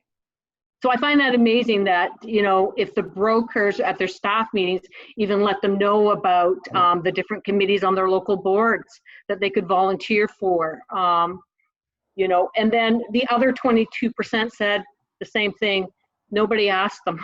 Yeah. So, yeah. you know, so maybe it takes if you say at the brokerage level, it's having, you know, at the staff meeting saying, you know, to a new person in your brokerage, you know, a new realtor saying, you know, once you get going here, but a good way to meet other people is maybe you should volunteer for the golf committee, or maybe you should, you know, the MLS committee. That'll really help you understand our MLS rules and bylaws, right? Right. Or, you know, volunteer for these committees. You'll meet other realtors and you'll gain some great information that will help you in your business. Yeah, and also they might even be involved. Some of their ideas might be involved in the change or in the, you know, the trajectory of new things to implement into the industry in a community level, on a board level. So I think it is important for our brokerages to definitely, once they hire or if they do monthly meetings or even an email, you know, who's getting involved on the board level this month. We need your support, right? I think that's a great idea. Yeah, great message. Yeah, some comments. Jody Ledgerwood, I am an independent brokerage and have never worked in a large firm, so all my networking and most of my knowledge of our industry comes from volunteering in our association. It's truly the best ways, and getting involved with our board of directors. It's truly the best way to gain knowledge and meet excellent people in our industry. Thanks, Jody, from Coburg. And Jody has been a great president of her local real estate board there. Yes. That's how I first met Jody. Oh, that's so great. And she's gone through all of AREA's leadership courses, but the 500 and the information received was invaluable in developing leadership skills. I love that, Jody. That's great. So we've got a little testimonial right there from Jody. Hazem, he's the GRC committee, yeah. Hazem has taken the 100. I registered for the 200, and I've worked with Hazem on a couple of boards earlier this year at Omdrev. He's so great. He really voices his opinion, and he gives some great ideas. And Cheryl Easton is also saying that the AREA leadership training is amazing, especially the hot seat. Talk about the hot seat a little bit more, because my seat's really cold right now. How do I get in the hot seat? Well, when you're a president-elect of a local real estate board, AREA has a training session that's a couple of days. It's called the hot seat. And it's to help you prepare for when you become the president, to learn how to deal with media interviews, how to deal with TV interviews, all sorts of things. And it's a really good networking group. You come in and you help build each other up. Yes. And you become lifelong friends with that group, because you really bond together, because you're put into situations that you have to deal with things and you work together, like questions you could get at the AGM, all sorts of different things like that. And you find that you've got your own support network. And when you become president of your local board, you also know other presidents of all the other boards. So you've got a nice sounding board if you want to share ideas or to try something new out. So it was just a really great experience and a great bonding experience. And I know, Cheryl was in the hot seat last year, and it was a great time. It's a great network of people. Awesome. And you make friends for life out of these That's situations. fantastic. I'm gonna definitely sign up for one of those 100 courses first. I'm gonna start small and work my way up. What's your opinion on technology and how the evolution of prop tech is entering our business? Any comment on technology? Well, I probably started very similar time as you did, Virginia, and that time we did paper offers. Yes, Maybe I right? started Remember before the you did. Bowers books, or every Friday the tear sheets would come in, do not Yep. remove from office. And that was before the internet, and that was before smartphones. And I remember when the fax machine came out. That was revolutionary. You know, you could fax your new listings to all the other brokerages for the Friday binders, they called it. Right. Right. So we did, you know, so technology has changed the way we do business today compared to when I started, right? Right. You know, we can do everything during this pandemic just about virtually, right? Yes. Which you couldn't have done that when I started, because we typed offers and we actually had to have them signed physically. And, you know, we got electronic signatures now. You know, you can put your listings up on the World Wide Web and everybody can look at them. We got 3D walkthroughs, you know, you can do virtual showings, virtual open houses. So the world has changed. When you talk about how technology has affected our profession, and it keeps changing faster and faster every year, it seems. Right. There's always some new app or new program or something new that, you know, you want to stay on top of, or yeah. you're going to become a dinosaur in this industry. Yeah, and I know when we first, you know, we weren't going to host these buzz conferences online, but I remember people were saying, oh, please bring them online. If we can't do them live, bring them online. And I thought to myself, oh my gosh, I can't learn another technology platform right now. I just don't want to sign up for anything. Please don't let me do it. And we did one, and I thought we were going to keep it at one, but everybody's like, no, we want more, we want more. I'm like, oh gosh, what did I get myself into, right? Lisa is saying, hate to date myself. However, I wrote offers by hand with 6 copies and carbon paper. Remember those days? Yes. And if you made one mistake, you had to start all over again. Yeah. Because the lawyers didn't want whiteout on them. Yeah, it's great. Oh my gosh, we've come a long way. Final question. If anybody has a question, we're gonna come to an end of the session. Karen, how do we as women, and there's men in here too, okay, let's open it up to men and women, but primarily women, how do we get involved and how do we really elevate our roles and our professions to be really even more dynamic than what they are now? What, if you can leave us with a tip, how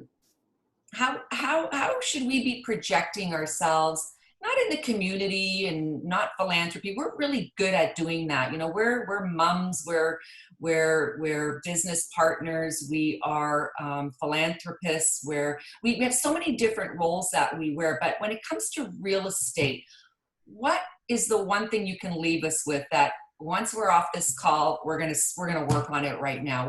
What's the one thing we should be working on? I think we all can make a difference. You know, even as a female, you know, I've never really thought that held me back in any way, you know. Beautiful.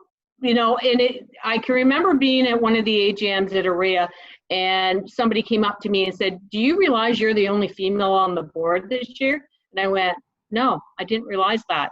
And because I had the respect of everybody, all the other directors at the table, to the extent they made me the president, and I was the only female at the time. So I've never really thought of it, anything to hold me back. And even last year when I was fighting and advocating for Teresa, you know, and that was a tough battle, but we got it through. I never thought that it was anything to hold me back being female. I was as good as anyone else and I could do whatever I wanted to do. I just had to believe I could do it. I love it. So don't let anything hold you back. No. Nothing. I think that's just the best advice you can give any one of us, whether men or women. And I love that you didn't see that you were the only woman in that room. I think that is a true testament to a leader. You're there, you know what's important, you know why you're there, you know your why, and you're there to make a difference and to help the evolution of our industry to a new level. So thank you so much for everything. Awesome, Karen. Thank you, Karen. Melissa from Port Dover is saying some of her best real estate friends and sounding boards are those that she spent time with. So I think, you know, you've done some great things and you've developed a powerful network of people who truly respect you and support you in the work that you're doing for us. So thank you so much, Karen. Oh, no, thank all of you. You know, you don't get anywhere on your own.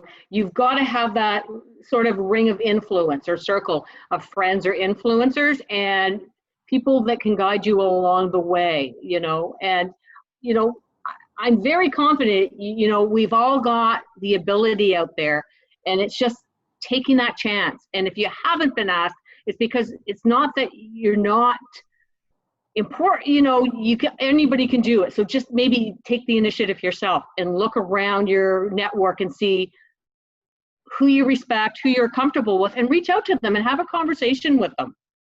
That, you know, I think we all can give back, and we all have something important to do that we can contribute. I love it. Karen, thank you so much. Everyone, Melissa Salazar has posted all of Karen's contact details. She is the past president of AREA. She's the broker of Sea and Ski Realty. And I recommend everybody to follow her on her Instagram and Facebook and reach out to her.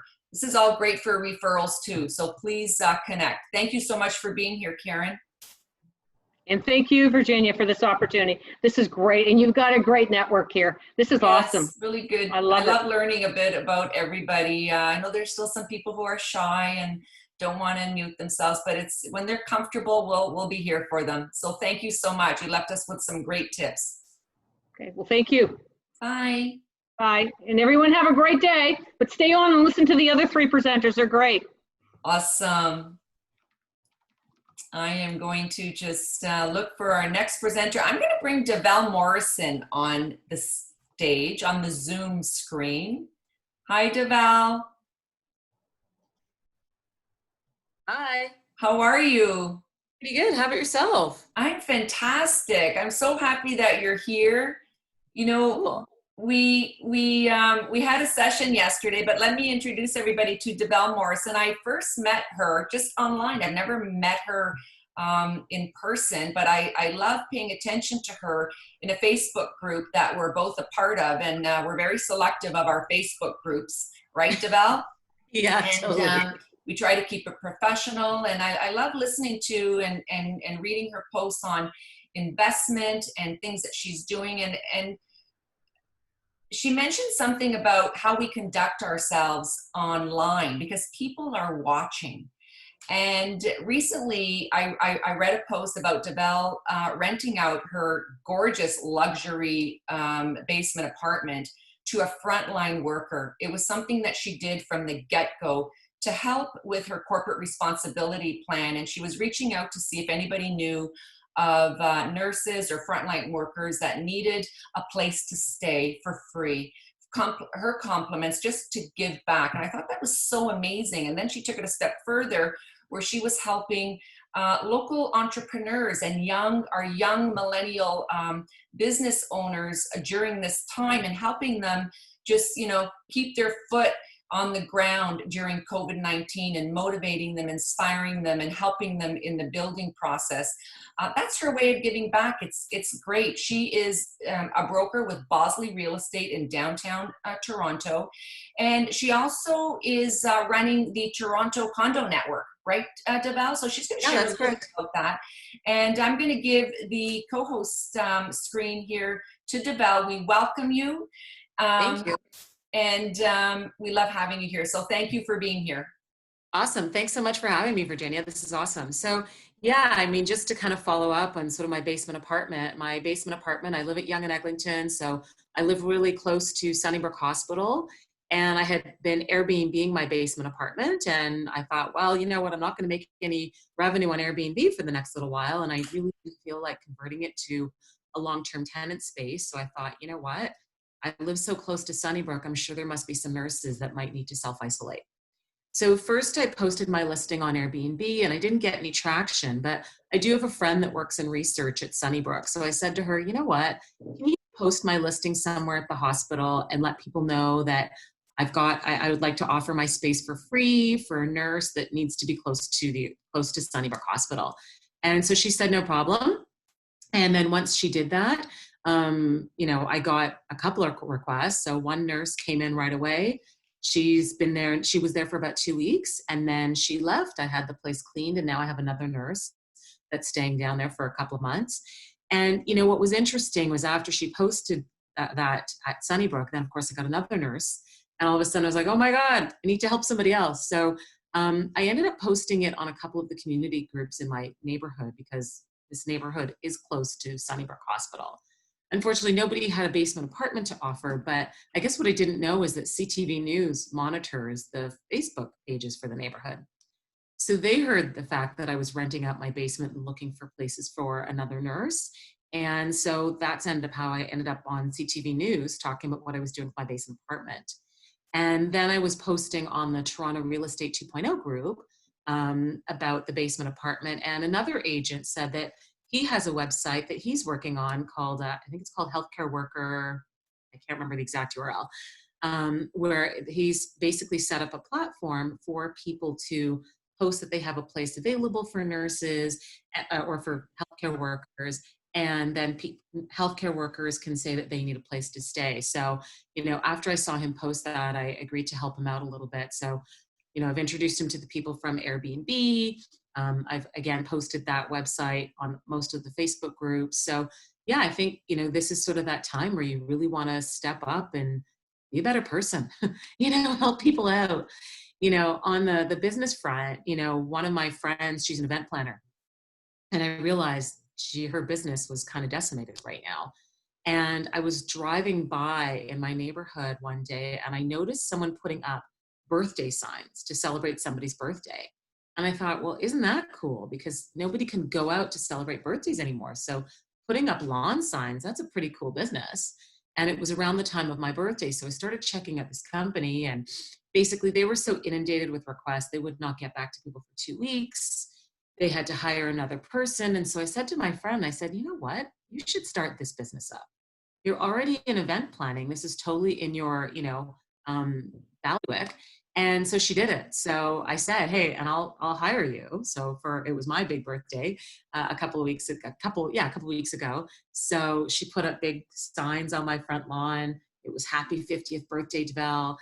And it was great. And so obviously I spread that around the neighborhood. And there was a bakery that just opened up in my neighborhood, and she saw the signs, came to my front door, and then gave me a birthday cake, which was so nice. So of course, I take a picture of it, and then I posted on all the neighborhood Facebook groups. So everybody in the neighborhood knows this is this new business, and this is how nice and kind she is. So of course everyone said they're going to go support it. And it's funny, I had one of my cousins say, oh, I don't know if you should tell everybody your age and post that in front of your house. But now I open up my front door, and when neighbors walk by my house, they're like, hey, happy belated birthday. Yesterday I came to the door to get my mail, and the mailman was literally walking up to my door, and he said, hey, happy 50th. And I was like, you know what? This is cool. Yeah. I love it. We're all connected and sort of getting that connection with people in different ways. So I thought that was really cool. But anyways, I wanted to chat with you guys about real estate investing. So, I'm such a big believer in real estate investing, and I know I see Christina Kroner on here, and I know she's a big believer in real estate investing as well. But, I've been an agent now for about 8 years, and I'm always amazed at how few agents invest in real estate, because to me, it's absolutely critical. Let me tell you a little bit about sort of my background in terms of my investments. If you look on your bottom left-hand corner of the screen, at Jones and Girard, I bought this little pink house back in 2014 for like $478,000. No one would ever believe you could buy a house in Leslieville for that cheap amount of money. But I had a vision for it, and I also had a best friend who's an architect, and he bought the house next door, so I know he was going to make the house next door amazing. So I took this house on the left and turned it to the house on the right. But what I did was I gutted it and turned a single family residence into 2 units. So I've got 2 tenants in there now. They're gratefully paying their rent still, but it's bringing in over $3,900 a month for me. When I purchased this place, I had to put a lot of money into fixing it up. I mean, I dug out the basement, I did everything. And once that was done, then I refinanced it, because that way it allows you to get some of your money out. But with the way that the rents have gone up over the years, it's certainly really helped this property cash flow that much more. Then I purchased a fourplex in Prince Edward County, which I co-own with some friends of mine. And that's got 4 units. They're 2-bedroom units. I've got long-term tenants in there. And thankfully, they are all paying their rent right now. And then on the bottom right-hand screen, there's another property that I also co-own with some friends of mine. We've called it the Mary Street Guest House. It's in Prince Edward County, and it's a 6-plex. And we put that on Airbnb. So it's basically running like an inn. We have a property manager there as well too, but myself and one of the other co-owners, she's also a real estate agent. So we handle all the Airbnb bookings. So that's just an example of sort of my background. So in total, I have about 13 doors, including my own home and the basement apartment in my own house as well too. So, why should more real estate agents consider investing in real estate? Well, for starters, you've got a huge advantage over the general public.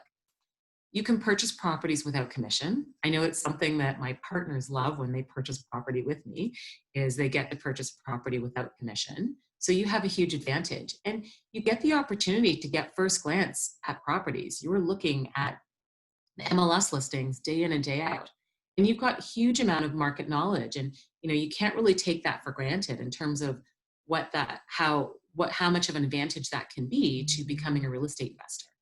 And I think also too, right now, you're seeing the importance of having multiple streams of income. Let's face it, commissions are obviously down, and having another source of income is huge right now and very important. And it's a great way to build your retirement. I mean, you do not have a pension plan. None of us do. And so, of course, I realize that a lot of people invest in the stock market, but real estate far more than the stock market. And with real estate, you can control pretty much every aspect of it, which is something you can't do with the stock market. So getting it involved in investing in real estate is absolutely really important. And it's really one of the fastest ways to become wealthy.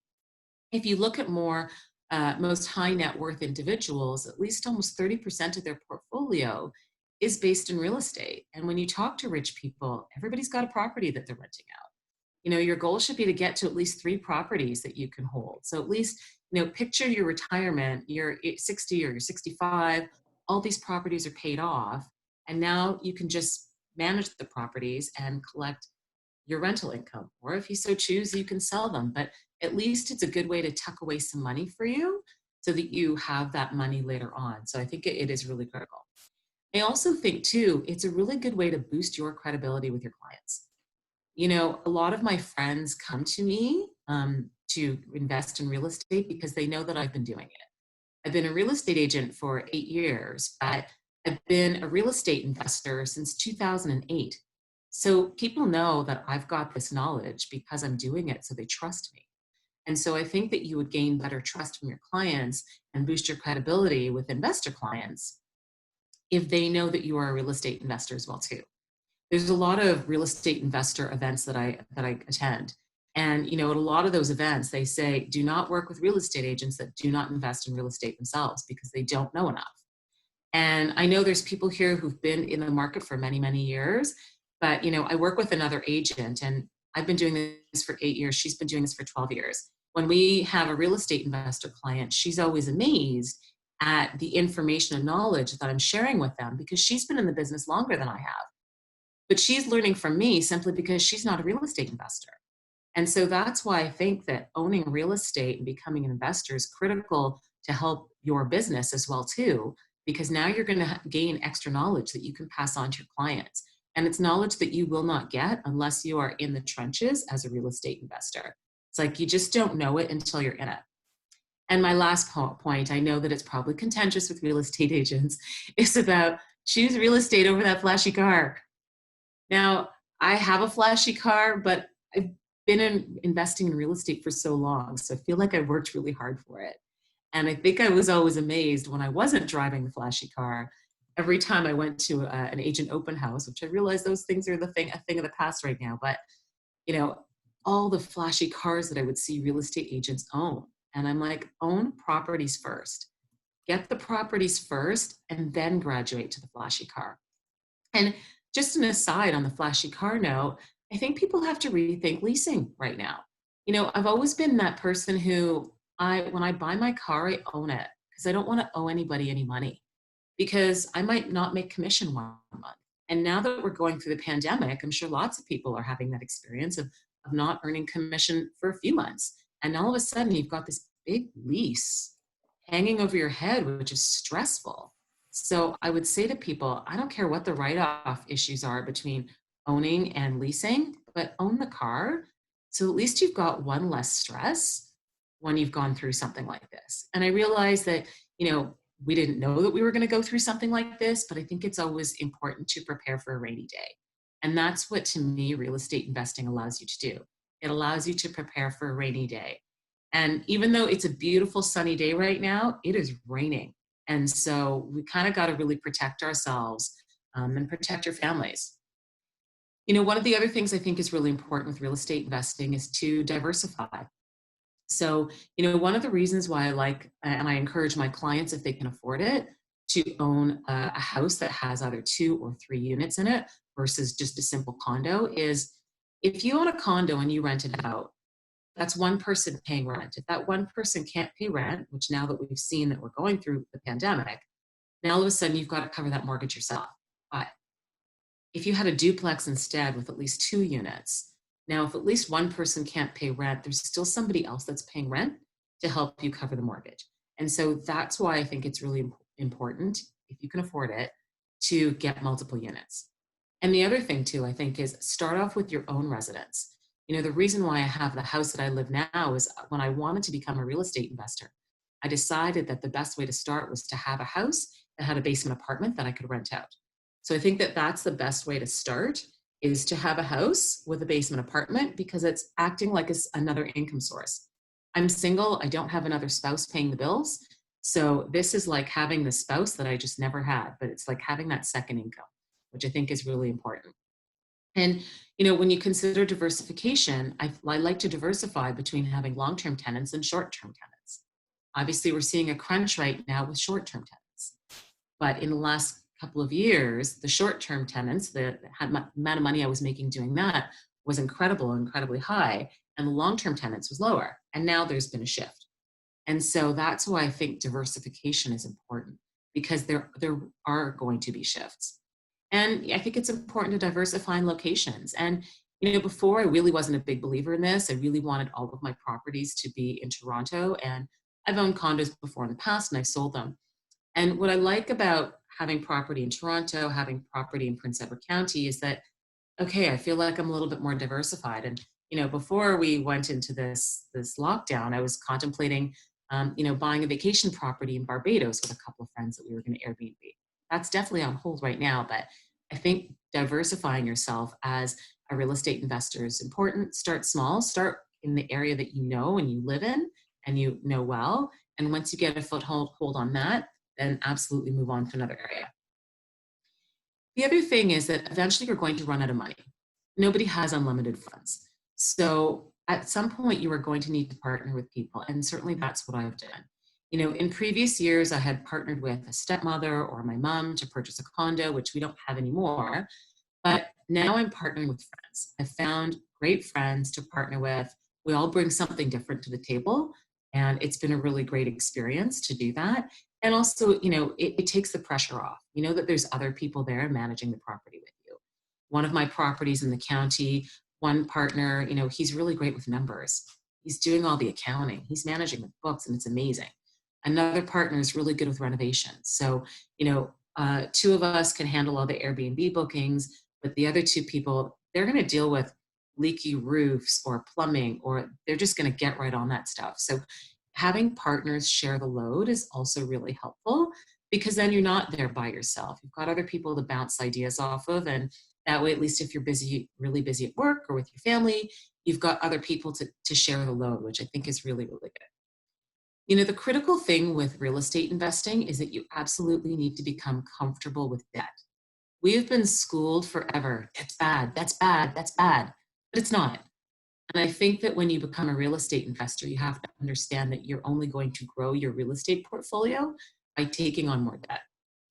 Some of the times you're going to be accessing a line of credit in order to use that as a down payment as another property, not with Scotiabank anymore because Scotiabank has taken that right away.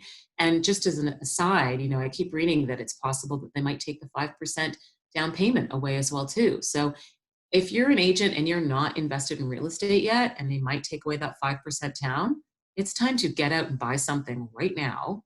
Make sure it has a basement apartment or something like that, while you can take advantage of having 5% down before they take that away. But I think it's really critical as a real estate investor, you absolutely need to get comfortable with debt. Debt is here to stay, and it's the only way that you're going to finance yourself to become a bigger investor and increase your net worth. And don't get stuck in analysis paralysis. It's important that the property's cash flow positive and they make money. If you can't see a way for them to cash flow positive when you buy them, you need to have a plan for how you're going to make it cash flow positive later on. But don't get so stuck in analyzing the numbers that you can't even move ahead and you can't make an offer on a property. Because I certainly see a number of clients get stuck in that analysis paralysis phase where they can't even make a move because they're spending so much time studying. And we all know clients who've done that. So don't be your worst client, because I've seen sometimes that real estate agents could be their worst client as well too. Fear stands for false evidence appearing real. You know, at the end of the day, that's always the thing that's stopping you from making that big move, whether it's becoming a real estate investor or any other growth thing that you're trying to accomplish in your life. It's always about that fear. And sure, there might be fear involved, but you need to feel the fear and do it anyways. So remember that fear stands for false evidence appearing real. It's not a real thing. It's all in your head. So for further knowledge on real estate investing, I highly recommend subscribing. There's this magazine called Canadian Real Estate Wealth, which I love. I get it every month. They sell it at Indigo Books. They sell it at Shoppers Drug Mart. Get the magazine, subscribe to it. Don't do it online. Get it in print. I'm old school. I like print. I don't like online. But it's a great magazine because it shows you what other real estate investors are doing across the country. And it's just a great way to feed your mind with positive images and positive examples of people who are investing in real estate, whether they own 2 properties, 3 properties, 5, 6, 10, or 9.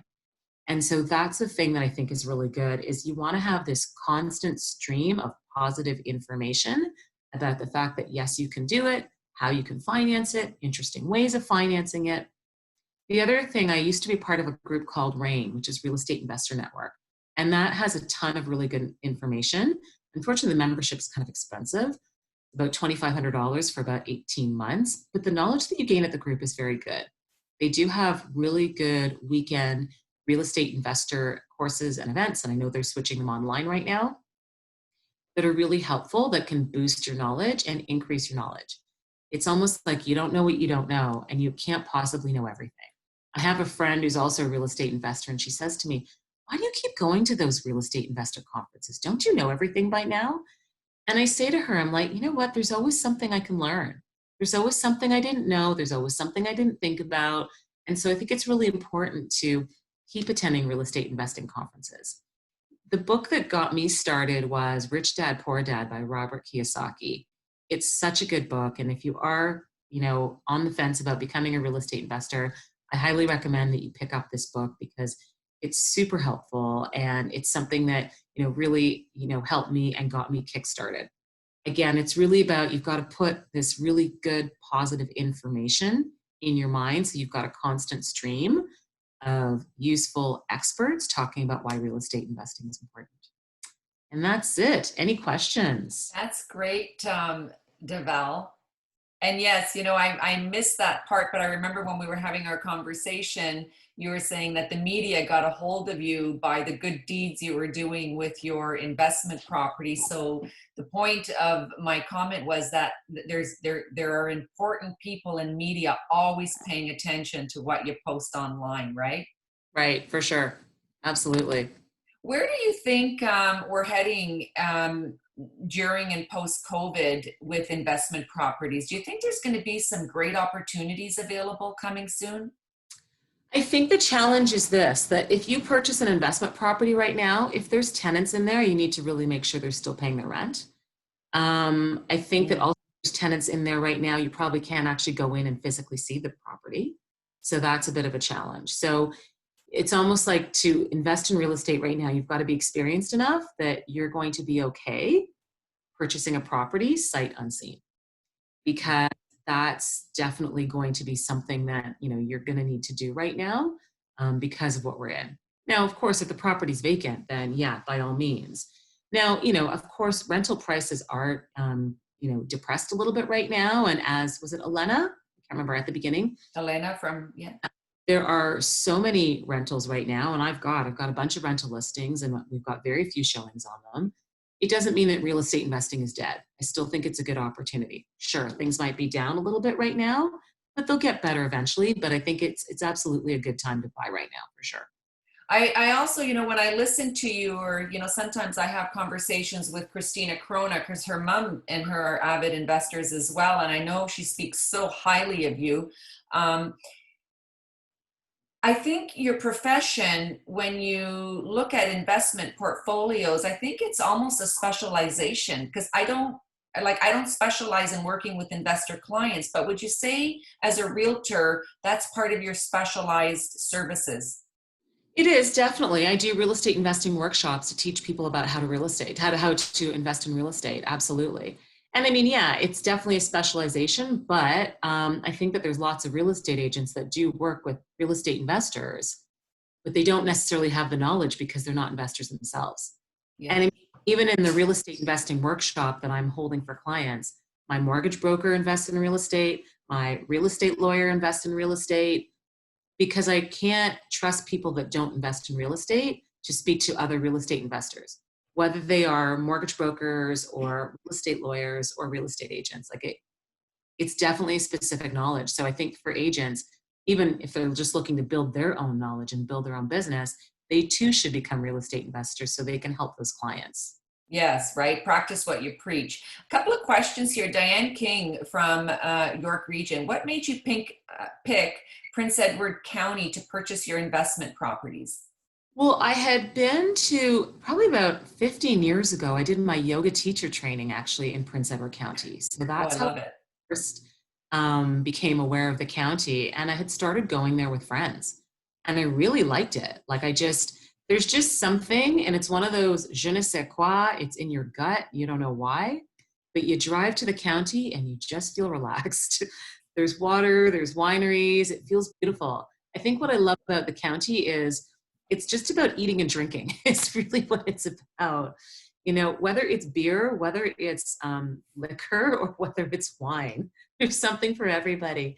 There's great food, and then there's Sandbanks Beach, which I'm finding it's, you know, for my Airbnb rental, people are crazy about that beach. And actually I'm going there this weekend. And that beach, if you haven't been to Sandbanks Beach, it looks like you're in the Caribbean. You'd be shocked. You'll see this beach and you won't even believe you're in Canada, but it literally looks like the Caribbean because it's white sand and it goes on forever and ever. And so it has a huge drawing power. And I just started to see what a great market the county is, because you've got the county right here, you've got Toronto here, and then you've got Ottawa and Montreal right there. So you end up with all of these big cities converging on this vacation spot. And, you know, right now we have to be closed, but at some point, I'm hoping this summer, we're going to be reopened. And because nobody in Canada is going to be getting on a plane to go outside the country, everybody's going to be jumping in their cars. Yeah. And I know that they're going to be coming to the county or other vacation spots in Ontario because they can't go anywhere else. Right. So again, I mean, I think that again speaks to diversification, that this is kind of what we're dealing with right now. People, it's going to be really expensive to travel even next year when people can. So I think they're coming to rural Ontario for their vacations because that's their only option. And I know over the past few years, I've been hearing more and more about Prince Edward County. It's almost like it's becoming the new Niagara on the Lake. Remember, there was a time when Niagara on the Lake was so popular, but I find when I look on, it's like looking on Instagram and seeing Portofino or, you know, different parts of Italy. People are showcasing their photos of being in the county, and it's almost become like this new trend that is going viral right now. So I think I'm gonna take you up. I'm gonna book your spot and I'm gonna run away from Oakville. Let's see here. Oh, you gave a push to Melissa Mummery. She is thanking you for the push. She's going to start a conversation about buying an investment property. Stacy Thompson, thanks, Deval. You're such an amazing powerhouse. Cheryl Easton, all really good comments here. Thanks, Stacy. Elena, I've been saying that people have been buying sight unseen for years, pre-construction, having a 360 tour, et cetera, et cetera. With added benefit, you also have building history. Deals are still being made now during COVID, and now is the time to buy and find a good deal and negotiate. For investment absolutely. As long as it is still a great time for sure. Absolutely. And when I see, I'm sorry. No, I was just going to talk about Jen Tripp's thing about would I invest it, would I list in property now if it's tenanted. You know, it's tricky because I have there's one of my colleagues that has also listed an investment property as well too. I think her property is listed for 1.8. It's got two units, but it's really hard to sell it when you've got tenants there and people can't go in and see it for themselves. So I think in that case, because it's tenanted, I might wait until we're out of lockdown, because I feel that now that we are starting to reopen, I feel like we're really close. You know, maybe it's my wishful thinking, but I feel like we're really close, and that in the next 4 weeks, we will be able to open up so people could actually go in and see that property, Jen. You know, I think that summer for all of us is going to be ridiculously busy. I think that summer used to be that time where we could all take some time off, but I think that summer right now is going to get stupid busy. I mean, yesterday alone, I had 3 people contact me interested in buying something. So I think that once we get out of this, you know, we know that the demand's going to be there on the buying or the selling side. But I wouldn't want to list an investment property right now with tenants in there, because you can't get good pictures, you can't get floor plans, you can't get the Matterport video done. And so it's one thing for people to buy a property they can't see, but in order to buy that property that they can't see, they need good pictures, they need a floor plan, they're going to need that virtual tour. And so if you can't do those things and people can't go in to see the property, I would hold off. And I think that that's why I feel like summer will be busy, because people have been holding back on listings, people have been holding back on buying, and it's just going to be this thing where everything's going on right at once. So yeah. Right. And plus everybody's at home right now, so it's going to be, you know, challenging to get showings booked as well. Well, thank you so much, Deval. That was an amazing presentation. Your slide deck is fantastic. That's included. Everybody's going to get a recording of that if they want to review it at a later date with their fresh cup of coffee. So thank you so much, Deval, for being here. We appreciate you. I'm going to bring Sandra Kirkland up now. Where is Sandra? Hello, hello. Oh, hello. Are you there? Can everybody hear me? I'm going to find you because I can't. Oh, there we go. Let me give you the spotlight video. There we go. So for those that don't know Sandra Kirkland, I've known Sandra for, I don't know, I think we started maybe are you 25 years in the business, or? I started when I was -2.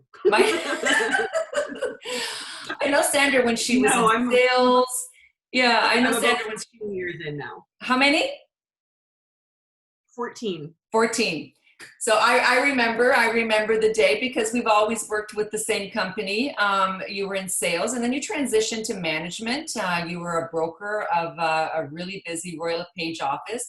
And now we find you in a totally different position in development at Royal LePage. Your title is Manager of Professional Development with Royal LePage Real Estate Services, with our corporate office. And it's interesting because I've always thought of you as someone, when, again, like Deval, I see you online, I read some of your posts and your comments, and you are really smart, especially when it comes to technology. And you're also it's either black or white. There's no fluff in between. You give the facts, and the facts stand, and you never sway from them. So I really love that kind of leadership that you give to people when it comes to our industry, whether it's association level or technology or brokerage level or sales level. I know when agents are doing things that don't make sense or are not good for the industry, that pisses you off. And it's good to see that. So I've got Sandra here today who's going to share with us in another amazing session. We've also got her coming back next week for the Buzz Conference on Thursday, a totally different session. And she's re-strategizing that because I've given her an even bigger spotlight. So Sandra, thanks for being here. Geez, you just made me feel like the most important person in the world, and I am You by are far not. She's also a great you. mom too. She's also a great mom, so that's important.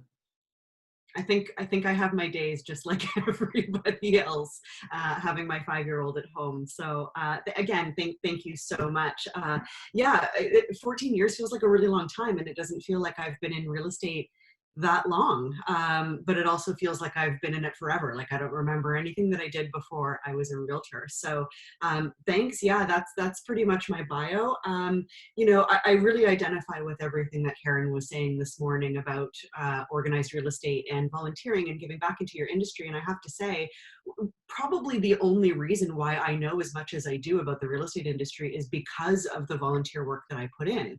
I was a 2-term consecutive director of the Oakland Milton District Real Estate Board, and I'm always volunteering in no less than 2 committees year over year. And even now that I've gone back to being a full-time employee instead of being a self-employed independent contractor, I'm still really heavily involved in organized real estate. And it probably is the reason why I've had all of the career successes that I've had, and the knowledge that I've been able to attain is because of my involvement in organized real estate. So I'm a huge advocate for everybody doing something with their local board. It's not a huge time commitment, but it will change your career. And frankly, it blows my mind that there are so many realtors out there that have no interest in how their industry operates, and you know, just want to kind of buy and sell and that's it, and they don't really care about what's happening at this level, and they don't have an understanding of what AREA's role is and what CREA's role is and what their responsibilities are and what RICO's limitations are, or even what they do. And I see this all the time on the groups. I'm totally going off track because I have a whole other presentation that's not about this, but I really wanted to reiterate the value of acting in organized real estate. So thank you for everything that you said this morning, Karen, and I echo all of it. Okay, so I'm going to share my screen and I'll show you guys what I've got going on today. So today what I want to talk about is, let me get stuff out of the way. Can everybody see that? Not Yes, heads. great. Yep, great. Okay, everybody's good? Awesome. Okay, so, and of course my presenter notes have now disappeared because I tried to have my chat open in another window. Hang on a sec, sorry guys. All right. So what I want to talk about today is, you know, we've all been at home listening, reading, doing the best that we can to do the best that we can. And I've participated in probably about as many events as many of you have, if not more. And I think you'll all agree with me when I say that we get it. Compassion, understanding, patience, offer to help all the time, connect with everybody that you know, don't talk about real estate, you know, and most loudly, of course, be present online and adapt to virtual technologies.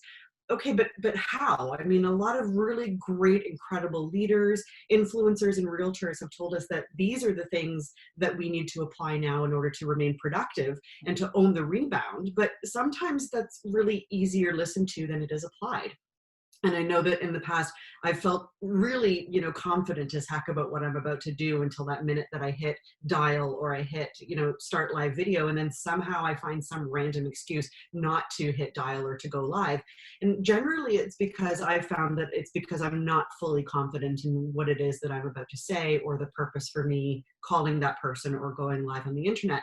And I feel that if I were more confident about that, or if you were more confident about that, then you wouldn't be as worried so much about hitting call or going live.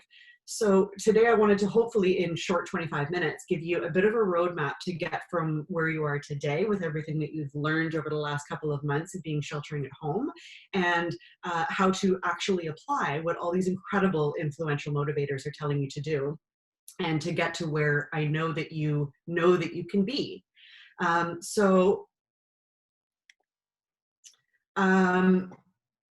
sorry, I skipped over that slide. So as I'm talking through this, I want you guys to tell me in the chat, because I've got a chat open here on my other screen, if you have a business plan that you actively work regularly. And I mean something tangible, not something that's in your head, something that really helps you plan and execute your business strategies. And I really want you to be honest, because the only person that you're lying to at this point isn't me or Virginia or anybody else. The person that you're lying to is yourself. So if you have a good business plan, let me know in the chat. While I'm talking, of course, I'm not going to wait because I only have 25 minutes. So the vast majority of realtors I've found in all of the times that I have been working with realtors is that they don't have a business plan, or they claim to have one, but they haven't looked at it in months or years, or it's in their head and they just do what they have to do and it just comes to them naturally, which is fantastic, by the way, if that's actually what works for you. But I also find that a lot of realtors lie to themselves and then ultimately lie to other people about how amazing their business plan is, when in reality it's a hot mess.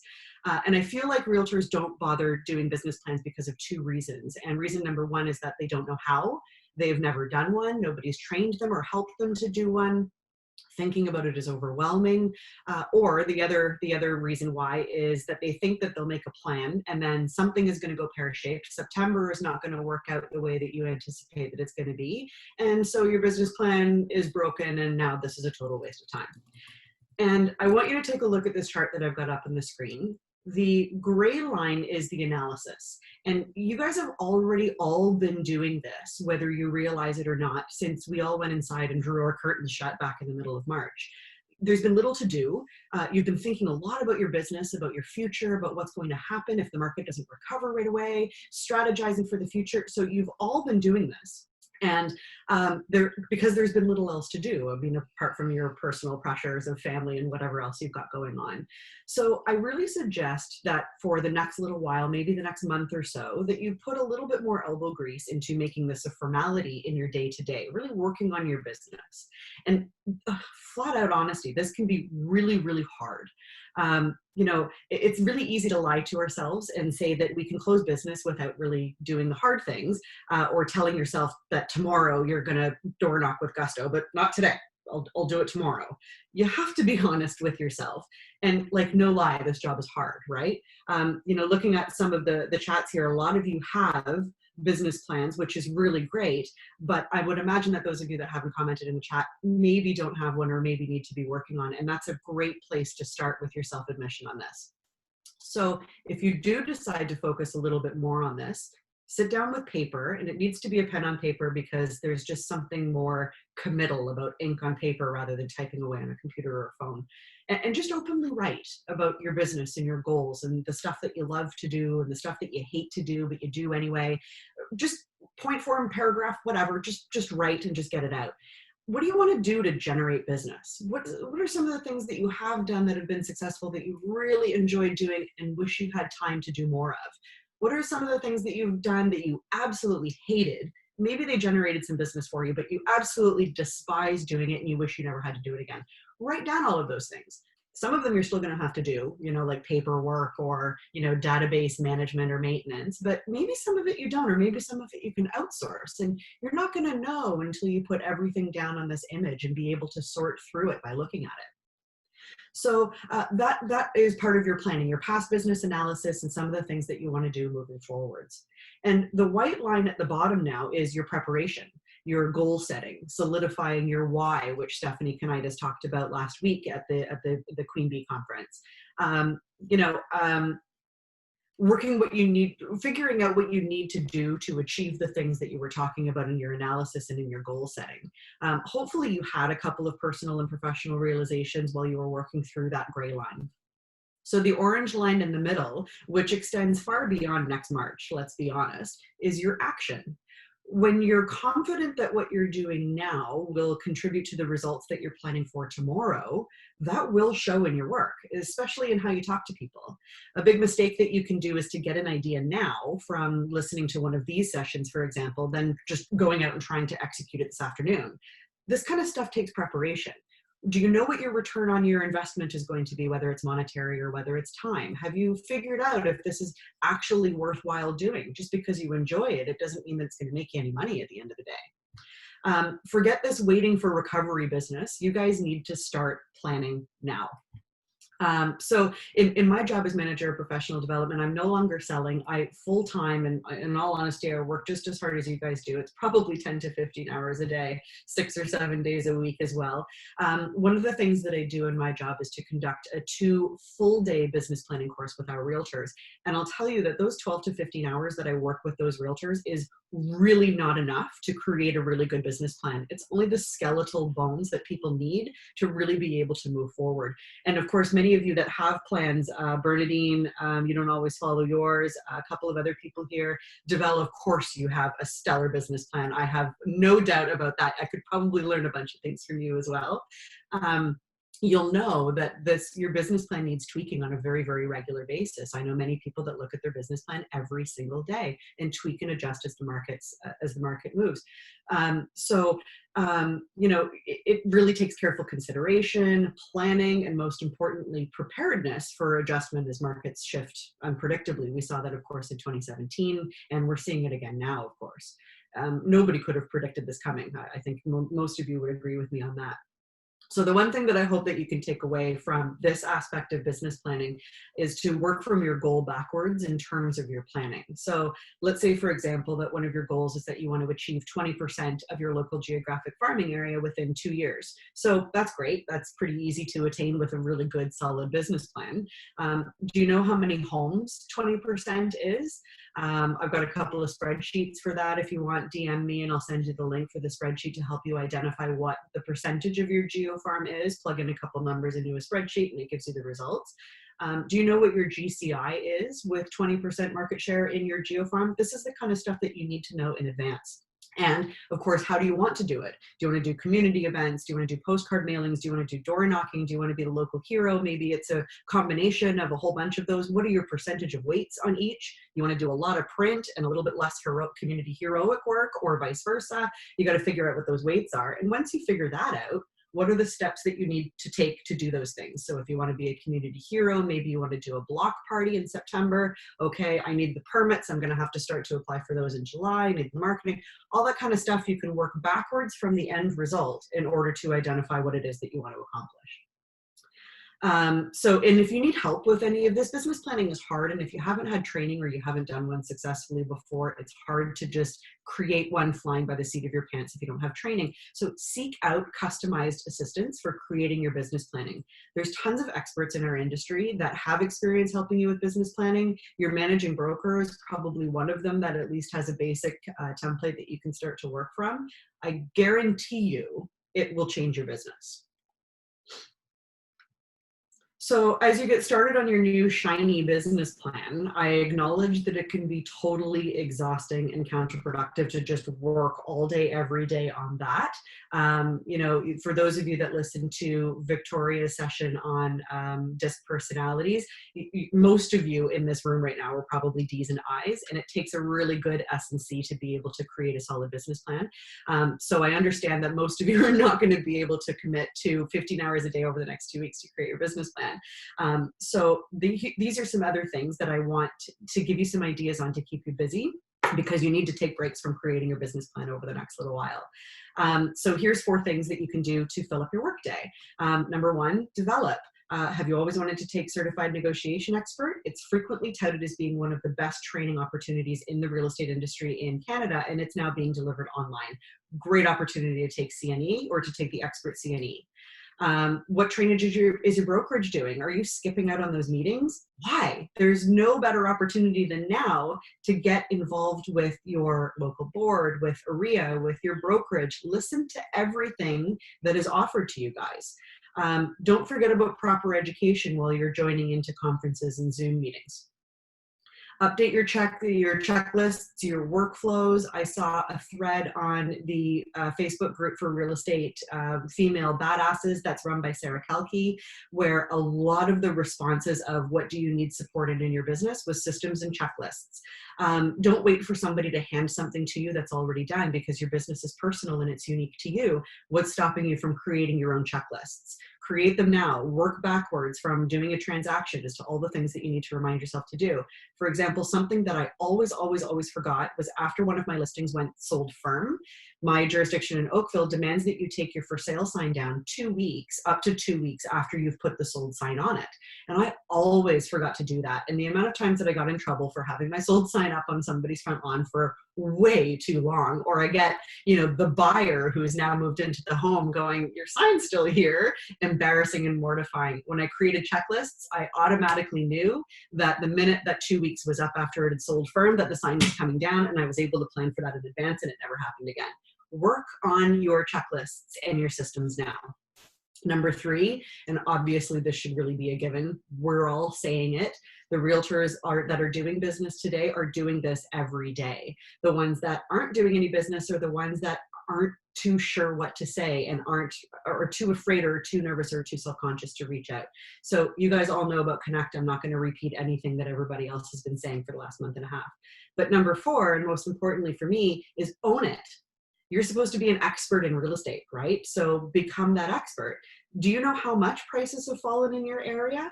Have they even fallen in your area?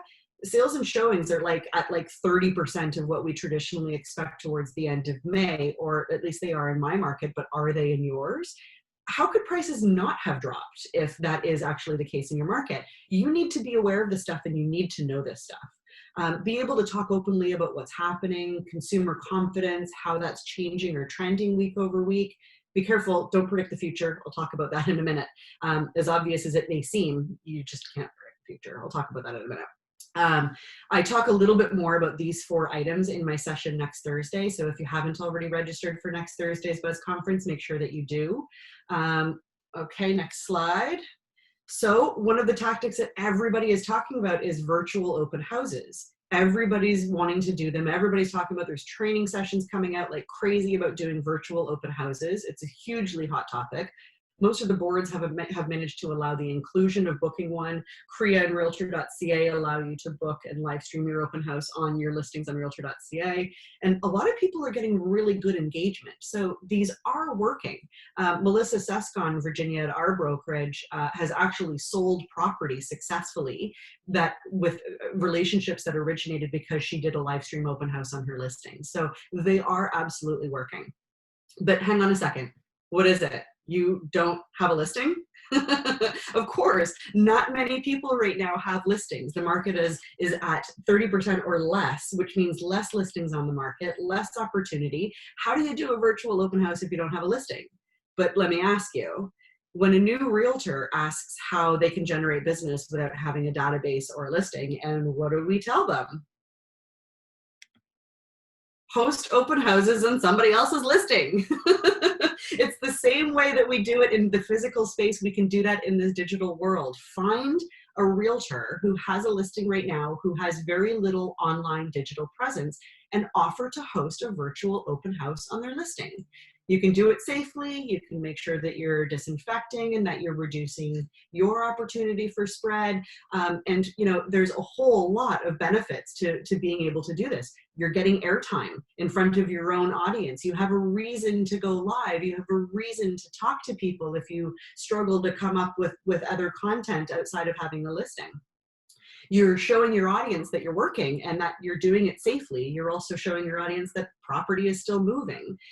You're helping your fellow realtors that don't want to do virtual open houses because they're going to probably be so relieved that there's somebody out there that wants to do a virtual open house for them so that they don't have to. And more importantly, you're getting in front of the audiences of that listing agent, which can only double or in some cases triple your exposure. You know that if they do have any channels that they like to advertise things, they're going to be advertising your virtual open house. So massive increase of audience and opportunity there. Host somebody else's virtual open house.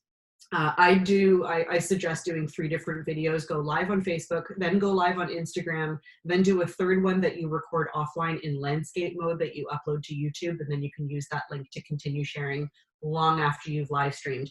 I've done a couple of YouTube courses, so if you can find me on YouTube, then there's some courses that I've taken that are online for you to be able to watch whatever you like, or send me a DM and I'm happy to send you the link, or I'll post it in the chat at the end of the session, whatever you guys need to. So I wrote a whole bunch of stuff on the slide about social media content, but I'm going to talk about something else. There's a few ways to get over your fear of video. Again, we all hear nonstop about video, video, video, live on Facebook, live on Instagram. It's the way of the future. It still struggles, I think. I think Facebook is still very text-based and Instagram is still very photo-based, but video is definitely the way of the future, and you do need to get comfortable with it. There's a couple of ways that you can get over that fear, at least enough to be able to pull that trigger. Go live privately on Facebook.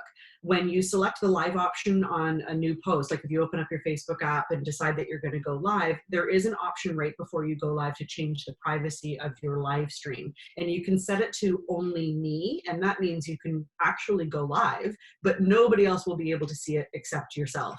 This gives you a really good way to sort of get comfortable with the camera, figure out what your angles are, because again, we all know that if you're holding your phone down here when you go live, everybody's going to see how many boogers you have up your nose. You need to get that, what we call the MySpace angle, which is having the camera just slightly above your eye height. And that'll give you that sort of, you know, nicer, not double chin underneath here. So you can experiment a little bit with that. And then when you're done going live and you turn it off, you can go back and watch it again and figure out what you need to adjust so that you really get a stellar experience for your audience.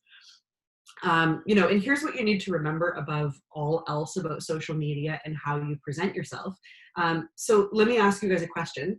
Let's say that you and I, any one of you here in this room right now, are competing for a listing.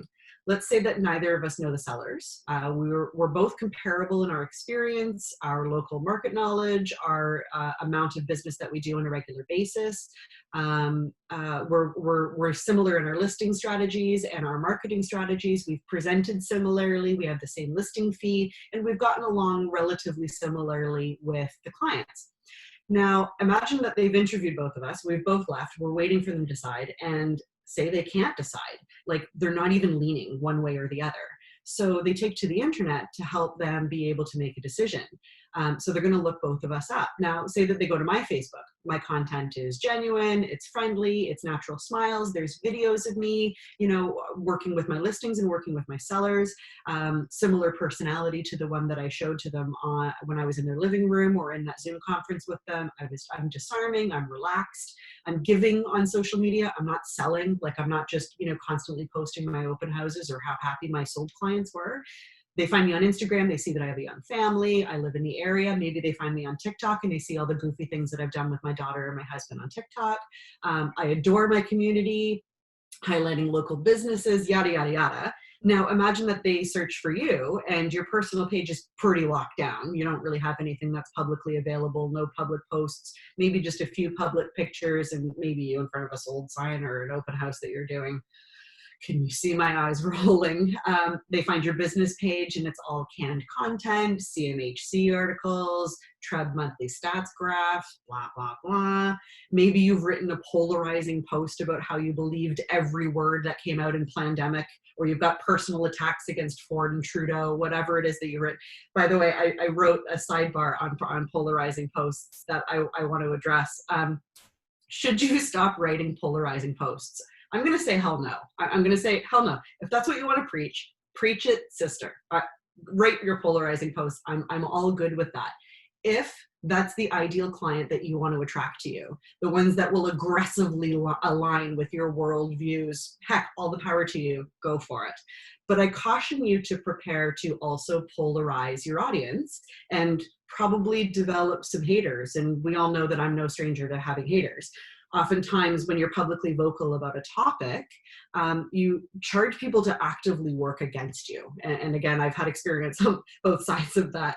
Those of you that know me or see me online are probably laughing along with me right now. I know for a fact that a strong percentage of the online realtor community that will not only refuse to refer other realtors because of their alignments, but they will actually sometimes go out of their way to tell other people not to refer business to you because of how polarizing you can be or how aggressive that you can be in your alignments.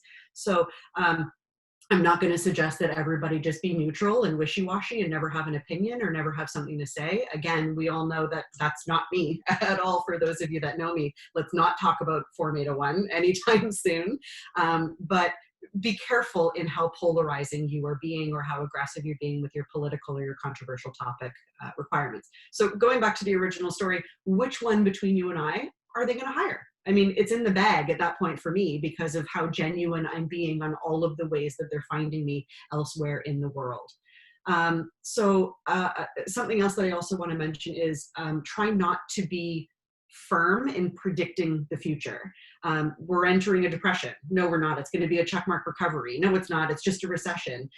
There was a post on Toronto Real Estate 2.0 this morning, or yesterday, I think it was, where the conversation is still ongoing that now that businesses are closing down and doing a work from home environment, Toronto is dead, and this is just a disaster, and we're all entering a post-apocalyptic world.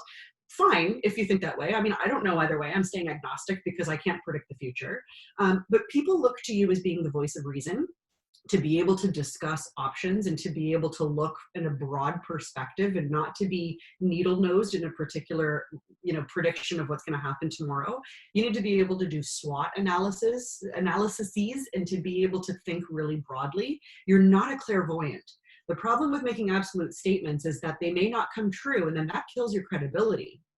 I know that I've gone off on a couple of tangents, so I'm going to skip ahead a little bit, but I wanted to address that. For example, Richard Silver does this really, really well. So he was talking yesterday, and he's talked for the last couple of weeks about how he believes that property values are going to drop over the next couple of years, and he's bought something pre-construction that he plans to move into in 3 or 4 years. And so he's sold his home in preparation of that, thinking that his home will be worth less in a couple of years. But you'll never hear him stand up on a soapbox and say, we're going into a recession, everybody needs to sell now, or you're just going to, reap the penalties of not making a decision really quick. He's not that firm. Take a cue from Richard, where he'll say, this is what I think is going to happen. Maybe it won't, but this is how I'm preparing. And if you think that way too, then this is what you should do, and I can help you do that. So definitely take a cue from the people that you admire, and let's be honest, totally ignore the ones who you don't admire, because they do nothing but bring you down and make you mad, and none of us need that in our day. So that's pretty much it for me. If you've been spinning your wheels since this whole COVID shelter at home thing began, wondering how you can maximize your opportunities coming out, wondering if you're going to make it out, you'll never know until you try. And you never hit success until you've failed a couple of times until you get there. That's the true definition of success. So I want you to look at who's out there in your local market working right now. Not the top producers that do over 100 deals a year anyway, because they're always going to be working, but look at who's really working. Check out the active listings in your market. Look at the listing agents. Sorry, the garbage truck is going by right now. Look at their websites, look at their social media feeds, get cues from what they're doing, because that'll really help you be able to change your business moving forwards as well. Go back to basics. I don't care if you've been in the business for 25 years or if you've been in the business 2 weeks, go back to those basics. Just don't get stuck in learning and listening.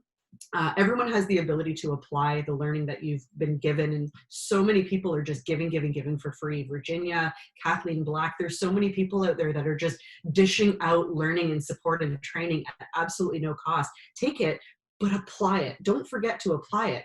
Turn over business now, because there is business to be had.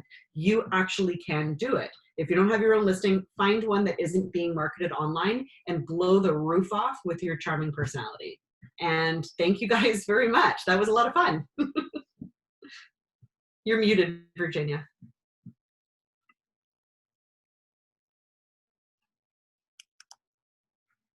I can't hear Virginia. Can anybody else hear?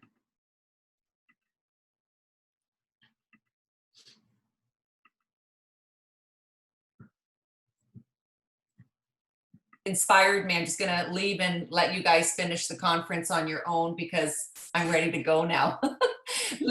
A couple of points, and we got some great comments here about your advice. It's real, and everything that we've done in the past, whether, like you said, whether we're new or 25 years, we should have been continued doing all these things from a virtual standpoint. Everything just has to be done digitally right now, no different than what we're doing with this conference.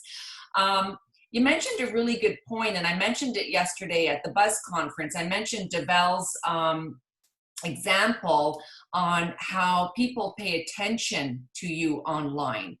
And people paid attention to the good that she was doing in her community, and the media picked that up to feature her on the news. And I mean, I saw it, I'm like, oh, that's Devel. And then it was posted on social media, and we noticed the good things that people are sharing. Why are people still constantly sharing bad things on social media, or just kind of like digging? And it is bad. And I'll be really honest with you. I was guilty of doing that in the past, and it does hurt you. But I changed, right? We change. When we realize that we're not sharing great content, we got to switch it, and we've got to pay more attention to what people want. And I think that's what turned it off for me and turned on a new switch, is that we can't always be controversial, because when we are controversial, we attract only the controversial. And you raised that point so validly just now. Can you comment further on that? Yeah, two things. Two words, Tony Joe. I mean, look at what he did yesterday and the accomplishments and successes that he's had in the media.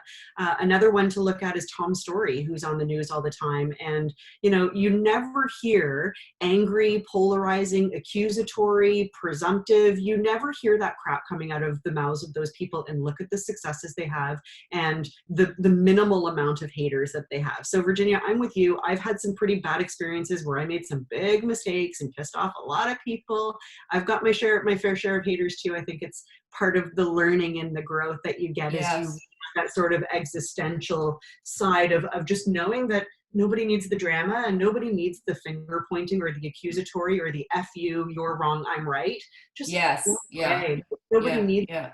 And the other thing that I'll say is I lost it. Well, that's okay. But no, we're a lot alike, and we've got that energy too. And I think what really turned on the switch even more, and I mean, Karen Cox, I don't care. You can, like, why is Virginia always talking about me? You turned a bigger switch on when I heard you at Reality. I thought, this is the knowledge and the mentor that we can use right now as we propel further into our industry. We really need to select our mentors and those positive reinforcement and those messages and voices that want us to exceed.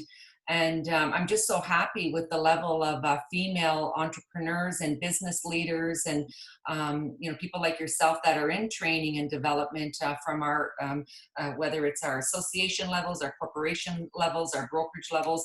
You're helping us see a bigger picture here, because we can't find it on Facebook. Sorry. Somebody posted that they were doing their own pedicure last week, and they posted a picture, and they're a big age. And I'm like, why? Why post that? We don't need to see that on social media.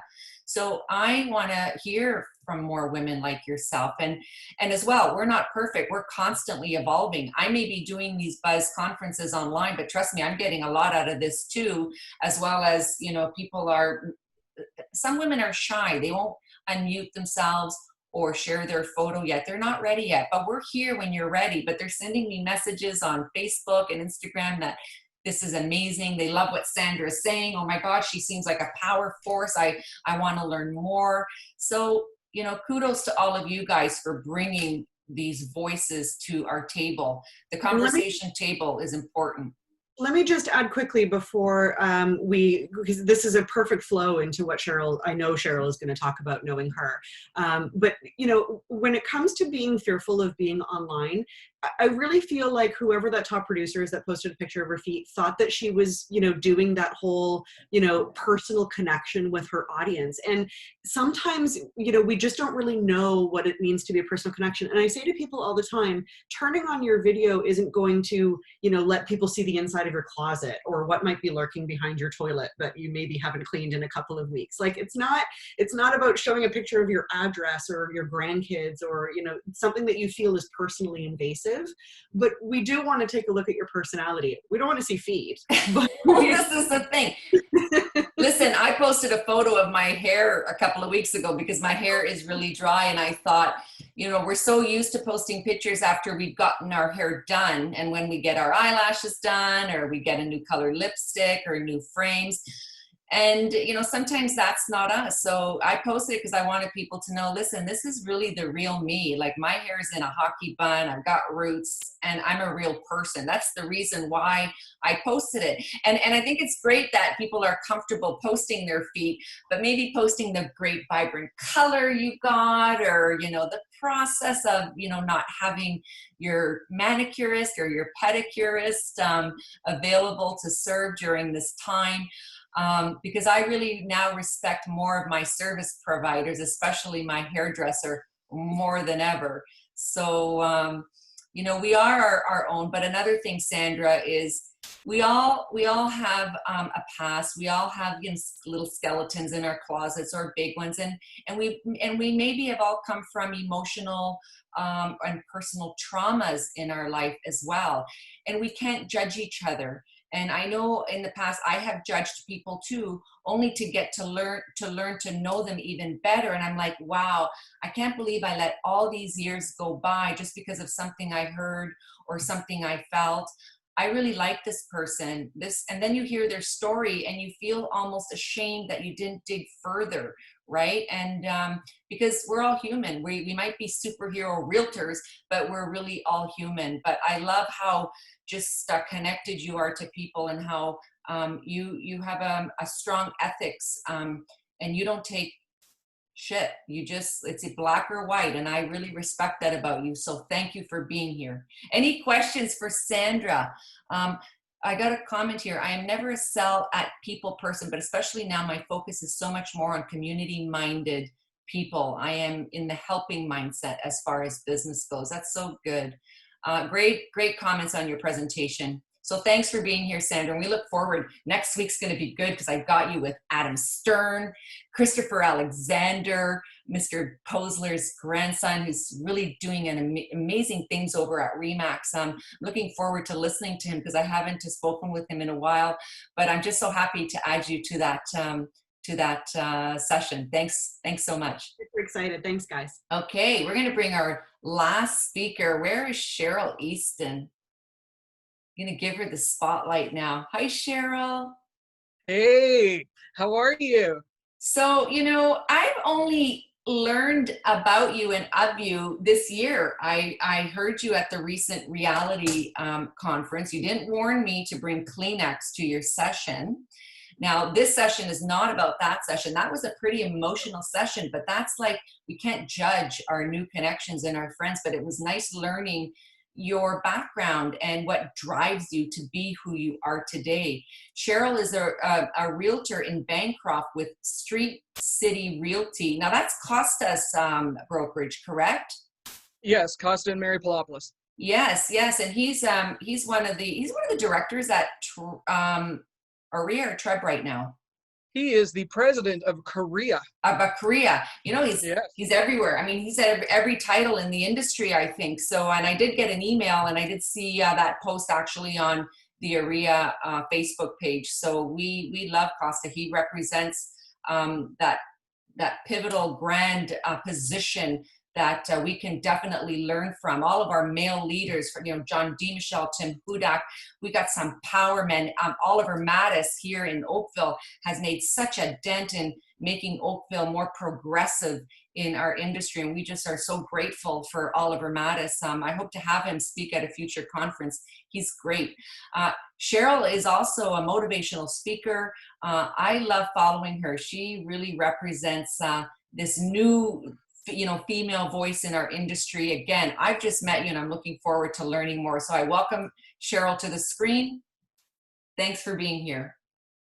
Thank you so much, Virginia. And man, what a privilege. You know, I know it was echoed before me and the speakers before me. What a privilege to be here and to be part of the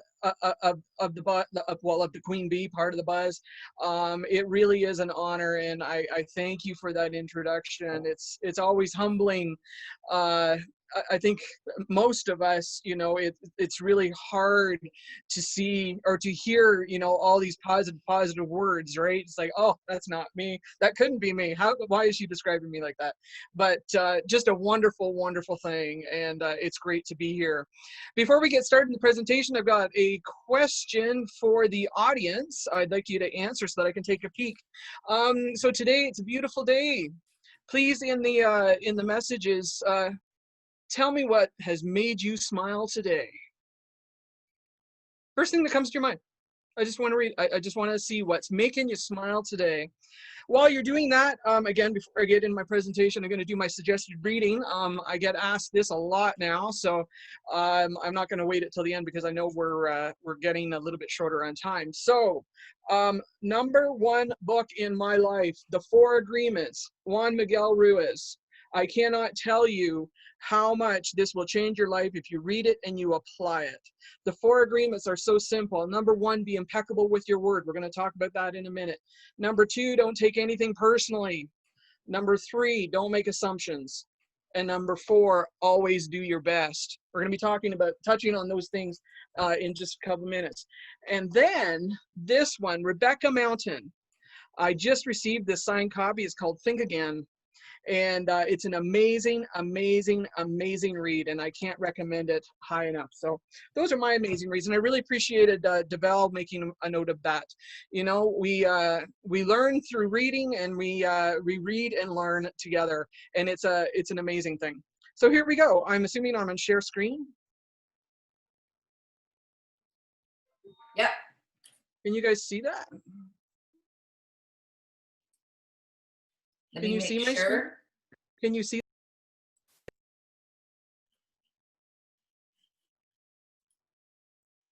Are you still there? We can't see it. You can't see it. Just a second here. Let me get out of here. I want to share my screen. Michelle Goodrich has her patio furniture out. Do you have the sangria ready, Michelle? Okay, can you see that? There we go. Perfect. Sorry about that. Okay, so here we go. Today's topic, the hidden payoff, selling without selling. What on earth does that mean? In real estate or in any business that we're in, there is a wealth of opportunity available to us to generate business without ever selling what it is you're selling. So we need to get talking about this before I lose you all. So we have to ask ourselves, where does the real estate transaction really begin? And of course, this can morph between the real estate transaction and any business that you might be in. Where does it really begin? Different people are going to have different answers to that, and different opinions. Does the real estate transaction, when you pull up in front of the house and everybody tumbles out of the vehicle and you walk up the walk and you open up the lockbox and open up the door and walk in and take a tour? Does the real estate transaction happen? Sorry about the grainy picture, by the way. Does it happen when you invite somebody in your home and say, you know what, I want to buy a house. I'm looking at buying a house. I'm looking at selling a house. Is that when the transaction starts? Does the real estate transaction start when you actually write the offer? When you send in the BRA with the offer, is that when the real estate transaction starts? Where does that transaction start? And in my opinion, it actually starts long before any of those typical actions happen. The real estate transaction begins with you. The opportunity for a real estate transaction to happen happens in months, days, weeks, years ahead of time. And it starts with you and who you are as a person and what you are delivering to your clients, what you are delivering to the community, what you are delivering to the people around you. It starts and stops with you. And there's some things about you that will determine, in my opinion, your success. And the number one thing is your attitude. I love this quote: a bad attitude is like a flat tire. If you don't change it, you will never go anywhere. What kind of attitude are you projecting to your clients, to the community, to people in general? Is it a negative attitude or is it a positive attitude? What are you behind the mask of, say, social media? Do you behave differently there than you do in person? We've been talking about this. We've been touching on this today. What are you doing in closed social media groups as opposed to what you're doing in public social media groups? Are you, you know, and I have witnessed this, and I know this sort of goes back to what Sandra was saying. You know, when you're in those closed social media groups, they can sort of feel like a little bit of a protection. You can get in there and you can say stuff, you can rail on people, you can misinform, you can misdirect, you can, you know, cast opinion and cast doubt about other realtors, about their practices. And then when you come into the public space where, you know, where the entire world can see it, you tell a different story. And then, and you can't help but wonder that if you bring those two stories together and you could look at them side by side, how would that change people's attitude about you? And like I said, I have witnessed this. I've witnessed how realtors, and of course, this, again, this has nothing to do with actually writing an APS. I've watched realtors almost lie, cheat, and steal against other realtors for their benefit. Getting closer to the transaction, what is your attitude as far as your clients? Are you in the business to chase the check?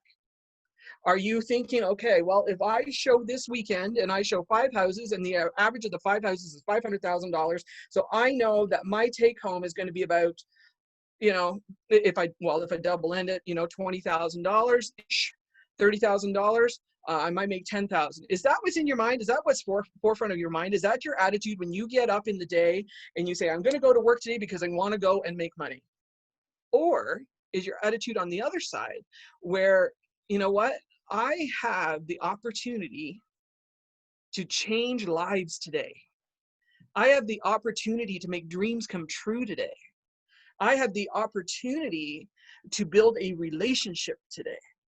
We've heard a lot about how, you know, is real estate a relational business or is it a transactional business? Yes, you know, it does come down to a transaction. But what is it and what should it be primarily?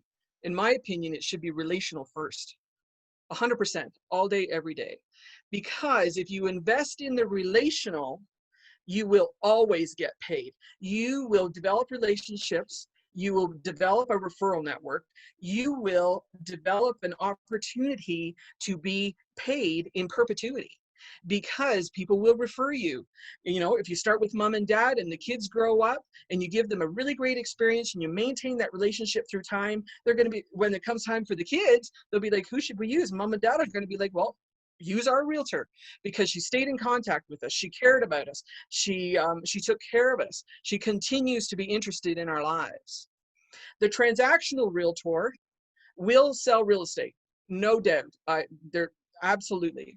But you know what? They're going to sell real estate once to that one person.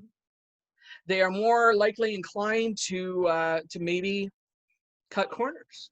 They're more likely inclined to maybe exhibit some behaviors that, you know, they may be thinking, well, I will do this and hopefully I don't get caught, and, you know, on to the next client. It's always about the next client. It's always about the next person, as opposed to being over here and nurturing and knowing that you have the reputation built behind you that you would, to the best of your knowledge, treat them fairly and honestly and with integrity. So I challenge you guys to think about that. And hopefully you're all on this side. Hopefully your real estate transaction is relational, and hopefully those relations are starting long before you ever meet the client. A great place to start relational transactions is in your community. We have an amazing group of realtors in Ontario and across Canada that I am floored by every time I see a new story. Their generosity, they're willing to give of themselves, their willingness to help each other. It's wonderful, and it really is actually a privilege to be part of an association that highlights that and puts that forefront, our contribution to our community. Warren Buffett. My father's name was also Warren Easton, and he shared this quote with me many, many years ago when I was a later teenager, so about 16. And then again, when I was about 19, when I got my first credit card. And he said to me, he said, Cheryl, he said, what you need to learn is that your reputation and your credit are the two most important things that you will ever have in your life. And he said, it's going to take years to build it up, but one wrong move and it's all gone. And you will have to build again, and it will take time. And, you know, I can admit that on both sides, I have made mistakes in my life where I have damaged my reputation earlier in my 20s. I have made mistakes in my financial life where I have damaged my credit earlier in my 20s.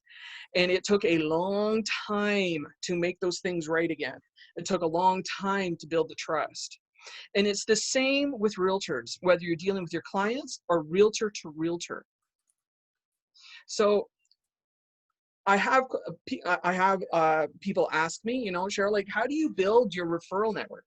How can, like, you know, it appears you have a very wide scope. And I do. I know a lot of people. I have some amazing connections. The majority of that came from volunteering in real estate, working on my local board, volunteering on committees, and then having the opportunity to move up into AREA and volunteer in committees there. And I have developed beautiful relationships with people that I value. And where that comes in is when you're looking for somebody to refer to for your client. I take my clients very personally. They become part of almost like my family. And if I need to refer them out, I'm not just going to go and Google a name and hand them over and hope that it works out. No, I'm going to be looking to relationships that I have across this province, across this nation. And I'm going to be looking for people who I can trust with my clients, because at the end of the day, that comes back to me and it affects my integrity. It affects my profession, it affects my reputation. And you know, like I have a great friend in Muskoka. And you know, as much as that's cottage country, it's a little bit out of my league. And so when I'm moving people to Muskoka, I know who to call. I have a great friend up in Georgina. If there's people who are either coming from there or going there, we know to work with each other because we have built up those relationships. We've built up the reputation, and it's solid and it's firm. And our clients remember that. They value that. They feel like they've been treated like a person, as opposed to just being shuffled through a line. So that, you know, that's something to really, really work on. And in my opinion, a really great place to do that, if you haven't already started, is by volunteering. Volunteer in the real estate community, but also volunteer in your actual community. Speaking of reputation, and we were going back to that online issue, COVID has been both a blessing and a curse for the online community. It has shown us the amazing things that people will do to help each other. It's also maybe showing us the not so attractive side of people.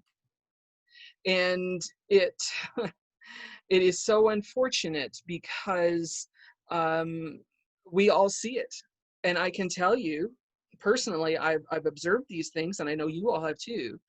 And based on the behavior of some realtors online, I now know that I would never, ever, ever give my clients to them, ever.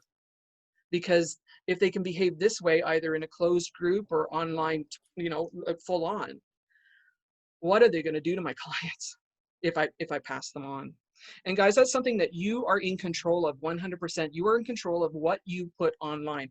You know, we were talking about the manicures, we were talking about the toes, we were talking about the behind the toilet. You know, there's some things that you just don't have to put online at all. I'm very guarded about what I put online, especially when it comes to my charity work, actually. Not everybody has to see everything you do. Every once in a while, I will put something on, and typically it's when I'm championing another agent for their work. If you go back through my posts, you'll see that. And because I'm all about cheerleading, I'm all about standing shoulder to shoulder with fellow realtors and supporting them in what they're doing to help their community. And we've seen some beautiful things happen in the last few weeks. On to the next one. Selling without selling. This is a huge one. Your influence, again, ties right into your reputation.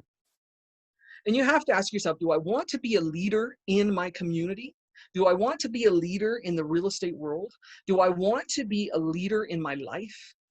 Well, these are some great tools and some great indicators of what a leader with influence has within them. Number one, they give when they don't have to. They give because they want to.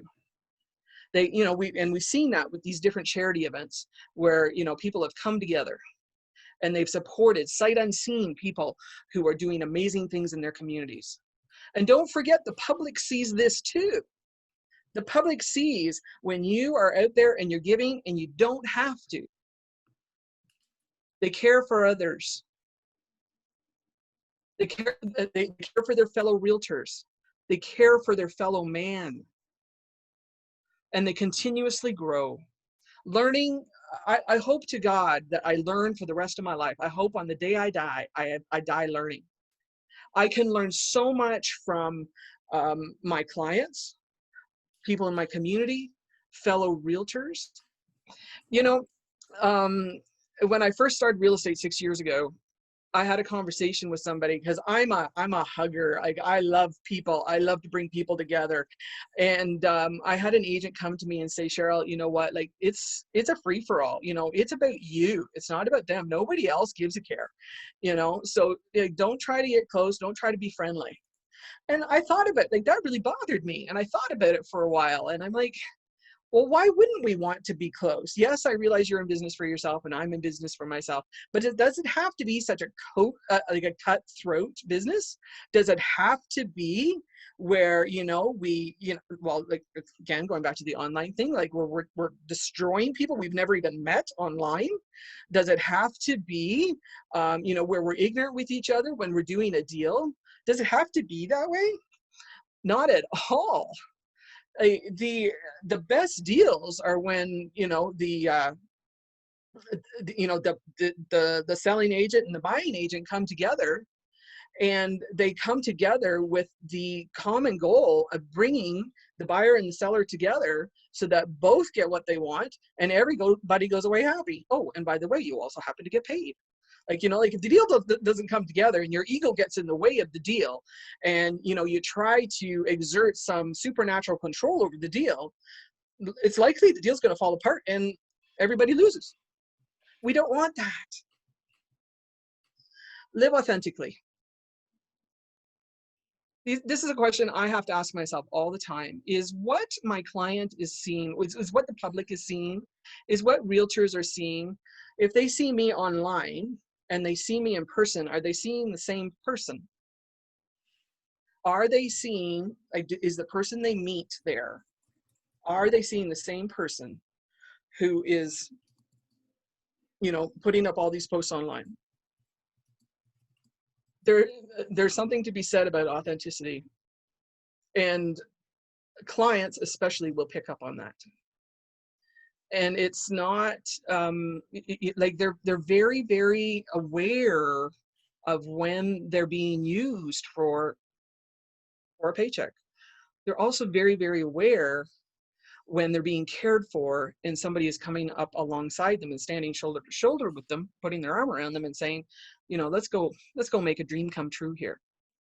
Just the same as realtors will do that. Again, that affects your referral network massively. I'm looking for somebody authentic to refer my clients to. And I hope to goodness I am being authentic so that somebody can refer to me. Leaders, they empower others. When was the last time you empowered another realtor? Like literally cheerleaded for them. Literally got up beside them and said, hey, this is an amazing person who's done amazing work in their community, who's done amazing work in real estate. What's wrong with doing that? Together, like look at like the acronym TEAM, together, everyone achieves more. Why do you want to stand by yourself and go through all that by yourself? If we're together, if we're helping each other, everybody wins. Leaders with influence manage hardship. This COVID has shown us that time and time and time again. When I look at it, I think there's three classes, if you want to say, of people that have come through this COVID thing. When COVID first started, there was that agent that just like totally like slowed right down and felt that, you know, it was better to just, you know, like no more listings put on, you know, I'm not going to chase the client. I'm not going to, you know, we're just going to take a really low key take on it. Which is great, you know, like that's their prerogative. The next level is the agent that just sort of steadily went along. You know, they were listing before, they were selling before, and using, you know, safety protocols, they kept on going, and they have managed this time. And when the gates finally open up, they're just going to keep on going. And then there are the agents that sort of did like a 0 to 60, if you think of a bottle rocket type thing, where maybe they didn't quite manage this the best. They may have chosen to take advantage of the situation. They may have chosen to make some decisions that are not going to be helpful to them on the other side. Again, affecting their reputation, affecting their reach, affecting their circle of influence. And, you know, this is the one that hits home for me. Leaders with influence serve with humility. Do you look at this career for the privilege that it is? It's a perspective thing. It's a perspective, a perspective switch in your mind. When you get up every day, do you think, you know, whatever you pray to or whatever, you know, if you're talking to the universe or whatever, do you say thank you for waking up that day so that you can go and do amazing things with people? Do you say thank you for the opportunity to live another day so that you can make a dream come true? Do you say thank you for the opportunity to go into your community and do amazing things? Leaders with influence serve without any thought of the payoff. Leaders without influence chase a paycheck. These words, I put together this speech bubble, and you know, it's all about perspective, and this goes back to serving with humility. When you are going out to serve in your community, to serve your clients, what kinds of words are they using to describe you? Are they describing you that, you know what, this particular agent, man, she treated us with grace and gentleness and compassion at this time. This agent, you know, she was so generous, she was so grateful, she was so caring. Ask yourself, what words do you want to describe yourself when you are being viewed by the client, by the community? How do you want them to describe you? You might pick 3 of these and say, you know what, I want to work on a couple of these. I want to hope that when a client is choosing me, observing me, or is done with the transaction, I want to hope that in their mind, you know what, Cheryl Easton, she treated us with kindness, compassion, and patience. Can you imagine if that is how you started every single real estate transaction? Can you imagine if you were selling real estate with these things in mind? You're going to ask me, okay, so Cheryl, like, what is the point of this whole thing? This is the point. These words are the point. This is the keys to the kingdom. If you exude 1, 2, 3, 4, I don't know how many of these in your career, and you exude these things long before the transaction, I promise you that you will have success. I'm going to use that word again, in perpetuity. You will have success for the rest of your life. You will sell real estate for as long as you want to, and you will love it, you will enjoy it, and you will have changed people's lives. This is the key. So my last question to you is, long before the real estate transaction, if somebody's thinking about you, what are they thinking? What are they asking? How are they observing? I'm going to say maybe once a week, I'll get a phone call from a potential client that says, hey, Cheryl, you know what? We've been creeping you on Facebook, on social media. We've been watching you for about a month now. We know that you have 2 Facebook pages, 3 Facebook pages, one for yourself, one for your business, and one for your motivational speaking. We know that you have 2 Instagram pages, one for yourself and one for your motivational speaking. We've been watching you. And you know, you're somebody we want to work with. What are people seeing when they're observing you prior to the transaction? Are they seeing somebody whose heart is in every single thing they do? Whether they're selling real estate, whether they're coaching the little league team, whether they're donating to the food bank, whether they're helping their fellow realtors, what are they seeing? Are they seeing that your heart is always in it? Are they seeing the heart of a hard-working person? Are they seeing your care for the people? Do they see the love and the care and the compassion, no matter what is happening, whether it's going amazing or whether you're completely exhausted, tired? Are they seeing the consistency of that? Can they say, you know what, my realtor, their heart is in it every day, every step of the way. My realtor works with a vision. Love is their vision every single day. And I'm going to tell you, it's a decision that you have to make. What do you want to be? What do you want to be putting out there long before that APS is ever written? And I'm suggesting to you that it's this. And the thing, and going back to people watching you, so we started at 9 o'clock, about 9:30, I got a private message on our message board. It said, Cheryl, you know what?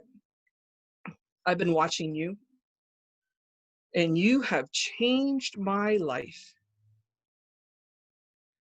Right away, I typed back and I said, what? I have changed your life? And she said, yes. She said, I've watched how you are handling yourself through this COVID, and it's changed me. And right away, I'm like, I'm changing people? Are you kidding me? But what a beautiful thing to know. And I couldn't believe it, because it was like the universe had, shone down right on this message. What a beautiful thing to know that somebody observed whatever it was they felt I was doing. And they reached out with that message. And I'm so thankful for it, because it means I'm doing something right. I'm not always going to do things right, but it means I'm doing something right. And I hope and pray that you all get that opportunity where somebody sends you a message, calls you and says, you know what? You are doing amazing things. You've affected me for good. And I want to work with you. I want to work alongside you. I want to champion you in what you're doing. This is my contact information. If you'd like to reach out to me, I believe it's already been posted in the comments. And little hashtag Realtor and Motivator. That is my my Instagram handle. You can find me anywhere you want. If you would like to, I invite you, if you'd like to contact me at your leisure post this, I would be more than happy to talk to you and share with you and encourage you in your journey. But thank you again, and if there's any questions, I would be glad to answer them. Thank you so much, Cheryl. That was wonderful. I think what I got out of it, and there's so many different feelings that we can get out of your presentation, is there's really 4 words that we should really keep in mind when we're conducting ourselves, whether it's online or in person at a conference, in a smaller group, in the office, within our own family, is courtesy, compassion, care, and grace. I think if we conduct ourselves, again, knowledge is power. So the more knowledge we have, I think that's when the learning process really becomes more fluid for us. And then at that point, that's when we start to think about other people more than ourselves. And that's why paying attention to what people have to say is crucial, because we can pick up a few things. We learn a few things. But I know, I mentioned it the other day when I first got into the business, real estate wasn't that great. I think in my first year I did 3 rentals, and I spent more money than I made. And I got into real estate because I wanted to make money. I had 2 kids. We were a young family. My husband was becoming licensed, and I was a bit of a barracuda. Like, I wanted to compete with the big people and the bigger brands and the bigger names. And, now you look back and you think, maybe these were the better words to work, instead of being that forceful real estate agent and lead generation and a search engine optimization. And the more flyers you put out, you wanted to share your brand everywhere, and you would do anything possible to become the most recognized real estate agent in the community. But when we look now, it's different. Compassion, corporate responsibility, education, association involvement, becoming more involved in our communities, I think is pivotal to where we take ourselves in the next few years. But those were the 4 big words: courtesy, compassion, care, and grace. And if we conduct ourselves with those 4 words, I think we have an opportunity to truly build impeccable businesses. And that's one of the first points in the book by Don Miguel Ruiz, The 4 Agreements, is to be impeccable in your word. And we have to be impeccable in our business. So thank you so much. Are there any questions here for Cheryl? Awesome information. So true. Everyone loved it, Cheryl. So thank you so much for being here. Well, thank you for having me. And, I might say, and this actually goes into what Karen was saying before when she was talking about the training and mentoring, you are your own billboard. You are your own person. The only reason I have the real estate career I have is me. I sell myself. Karen, I am going to tie this into what you said. I sell myself. Like, what you see is what you see. I do not have a $50,000 advertising campaign. I do not have, it's a personal choice I've made. But I also came to a realization that the best billboard I could ever invest in is me. Yeah, we are our own billboards. Absolutely. And so how does that tie into mentoring? Whether you pick people or people come to you. I've had people come to me, which, it's not because I was sitting back and waiting for them, but they've come to me and said, based on what we have observed in you in person, we want to mentor you. We want to work with you. We want to train you. We want to build you because we see something in you. Yes. And I know that has happened in other people on this call. And that is number 1. If you want to sell real estate in perpetuity, make yourself your own advertising campaign. Be real. Invest in that. Sell real estate for the rest of your life. And it's interesting because when you look 25 years ago, we didn't have all this technology and digital platform that we use today to get the word out about us. We're truly working in our community. We were walking townhouse developments. We were, supporting local businesses, having our meetings in the local mom and pop cafes.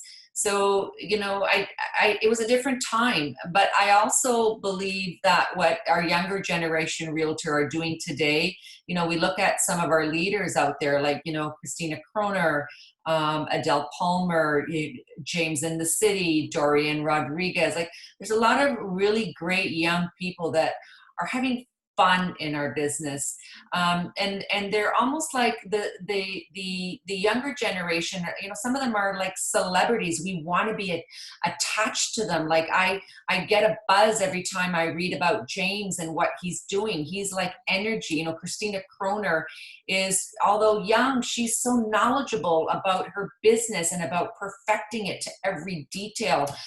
You know, same with, you know, Dorian Rodriguez. Richard Silver had an interview with him yesterday. He's only 24. He's so enriched in his mind with where he wants to go. He's got goals. He cares about his clients. He cares about his connections, and he wants to give that impeccable consumer experience to everyone. And he's one, when I look at that word grace, I mean, for a 24-year-old guy in the industry, he's got grace. This guy is so cool. I love this younger generation. I'm learning from them, believe it or not. I love it. I thank all of our speakers today, Karen Cox, Deval Morrison, Sandra Kirkland, Cheryl Easton, and to everyone who engaged in our networking.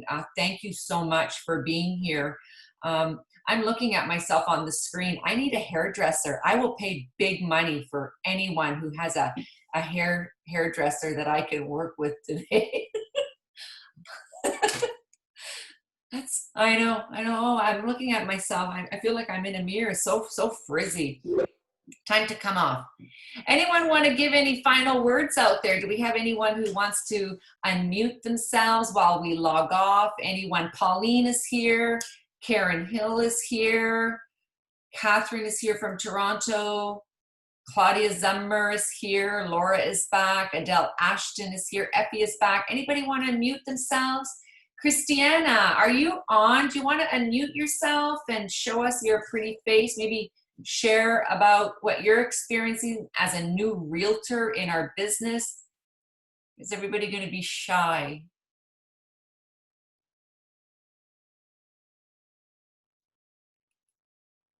Okay, well, we're going to log off right now. Karen Hill, do you want to say anything? You're there with your nice pose. Sure. Can you guys hear me? Yeah. I just wanted to say it was interesting because I've been a real estate agent for 23 years. And wow, you only look 23. Thanks. And it's interesting listening to all of you because it really resonates with me, because that's kind of what I went through. For the longest time, I just sold my house and raised my kids, and sold the house and raised my kids. And I never peeked my head up to see what else was out there. And then through the last couple of years, I started volunteering with AREA, and I have Karen Cox to thank for that.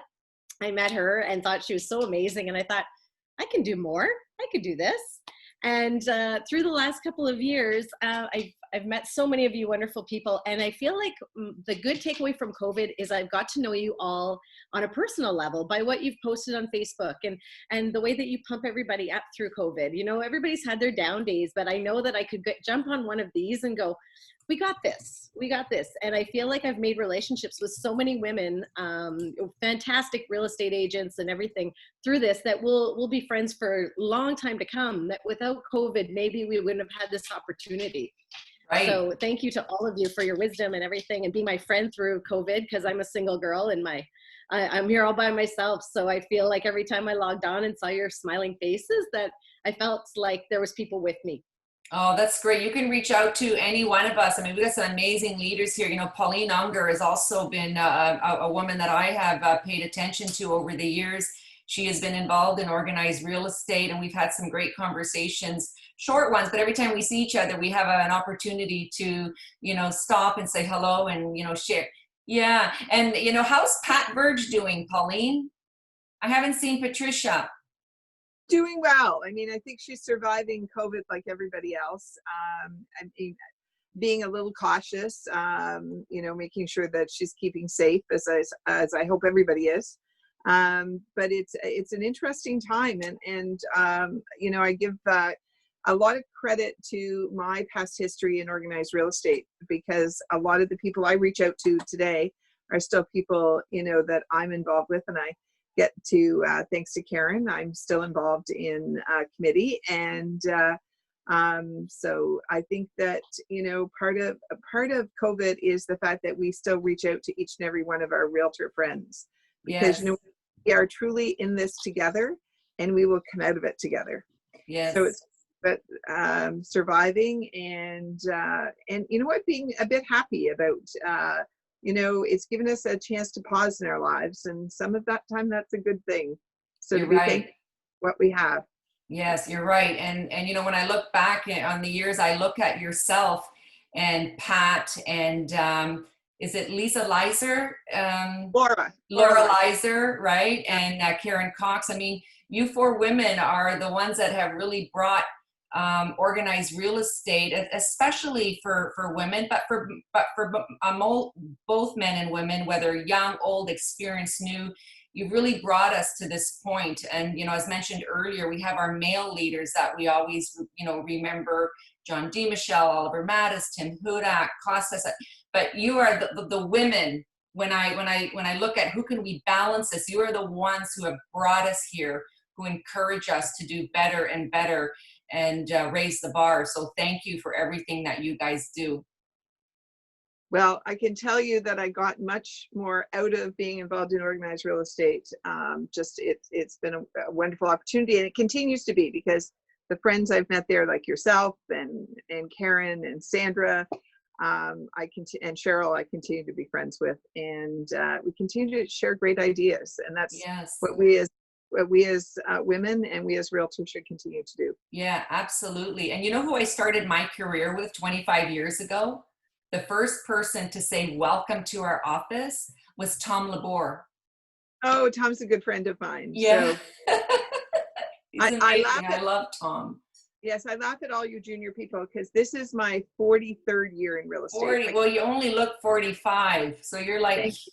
I came in as a child, and I say I started at 5, but I tell everybody this too will pass. Real estate is what takes us out of every recession, and it's going to take us out of the pandemic. Oh, I love what you just said. Real estate takes us out of every recession. So were you in it in the late 80s, early 90s then? Oh yeah, I was in it from 77. So okay.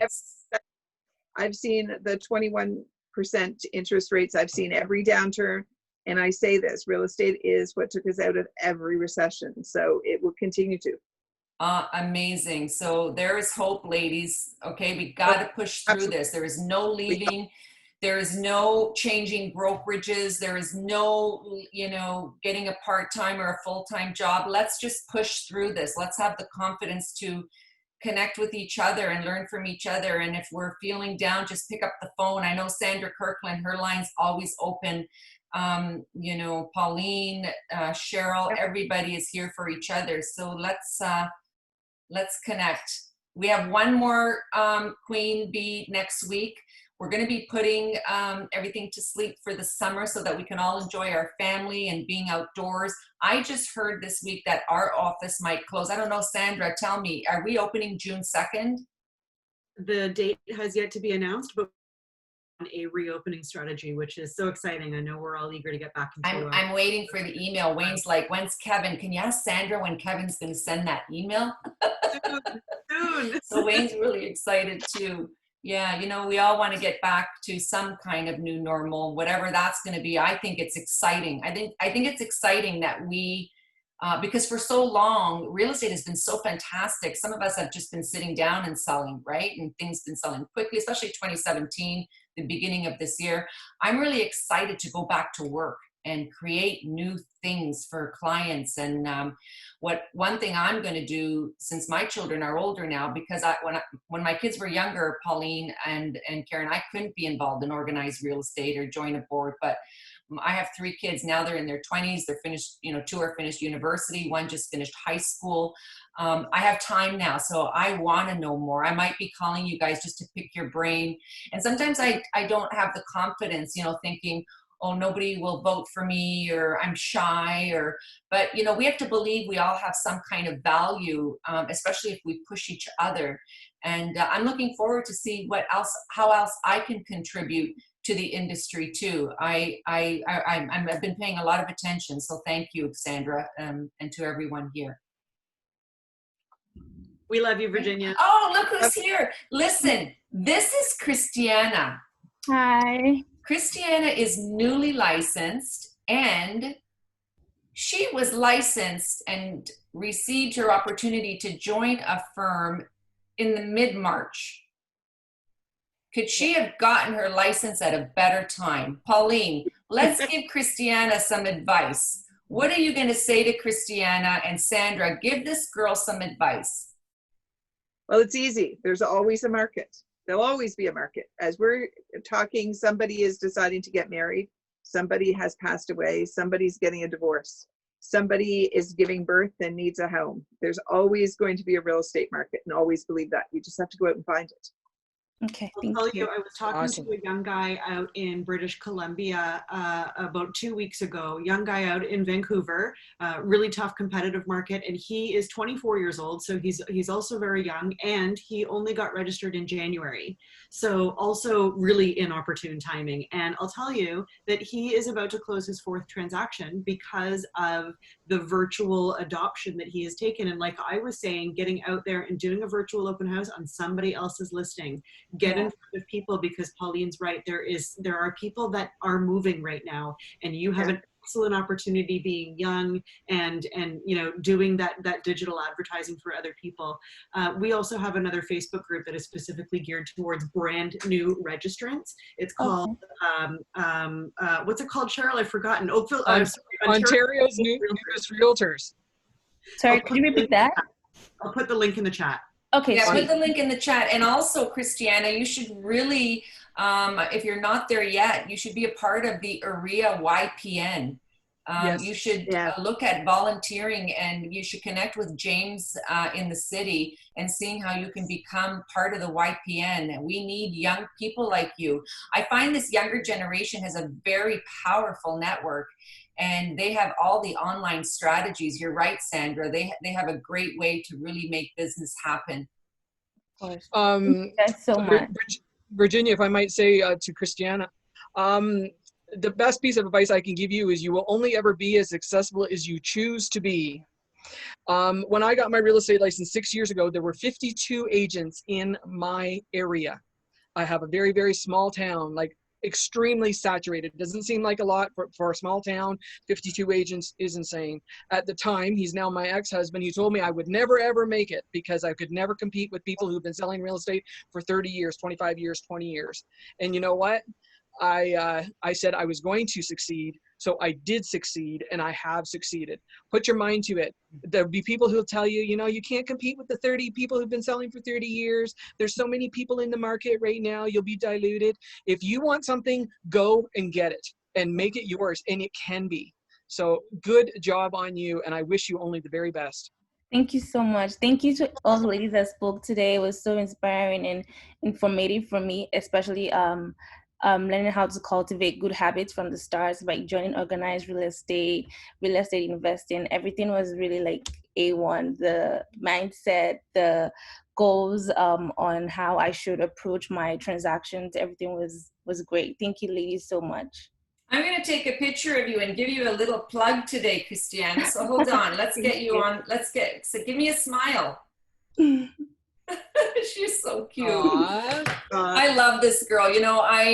Christiana and her best friend, another Christiana, called me up maybe a couple of months ago, and we actually sat down and while they were getting their final courses in, and we had sushi together. And they just picked my brain. I came out of the meeting with a messy head of hair, but they were so curious and so articulate, very well educated, willing to take chances to really make real estate a great career for them. And although I say, you got licensed, you were looking for brokerage mid-March when COVID exploded, I think this time has given you a lot they say it takes 90 days to get real estate moving. Well, you've had 90 days to learn, and this is how fortunate you are, because we wouldn't have had these buzz conferences if COVID did not, intrude in our lives. So I thank you for being loyal and committed, and I'm looking forward to working with you one day for sure. We got a surprise coming up, right, Christiana? Yes, we do. Anyways, to everyone here today, I'm going to log off. Oh, Denise Purcell is here. Denise, come back on. Are you going to come and share this time, or did you leave us already? Denise might have left. Ladies, thank you so much. I'm going to log everybody off now. Have a great weekend. Enjoy the weather. Enjoy your families. Ciao.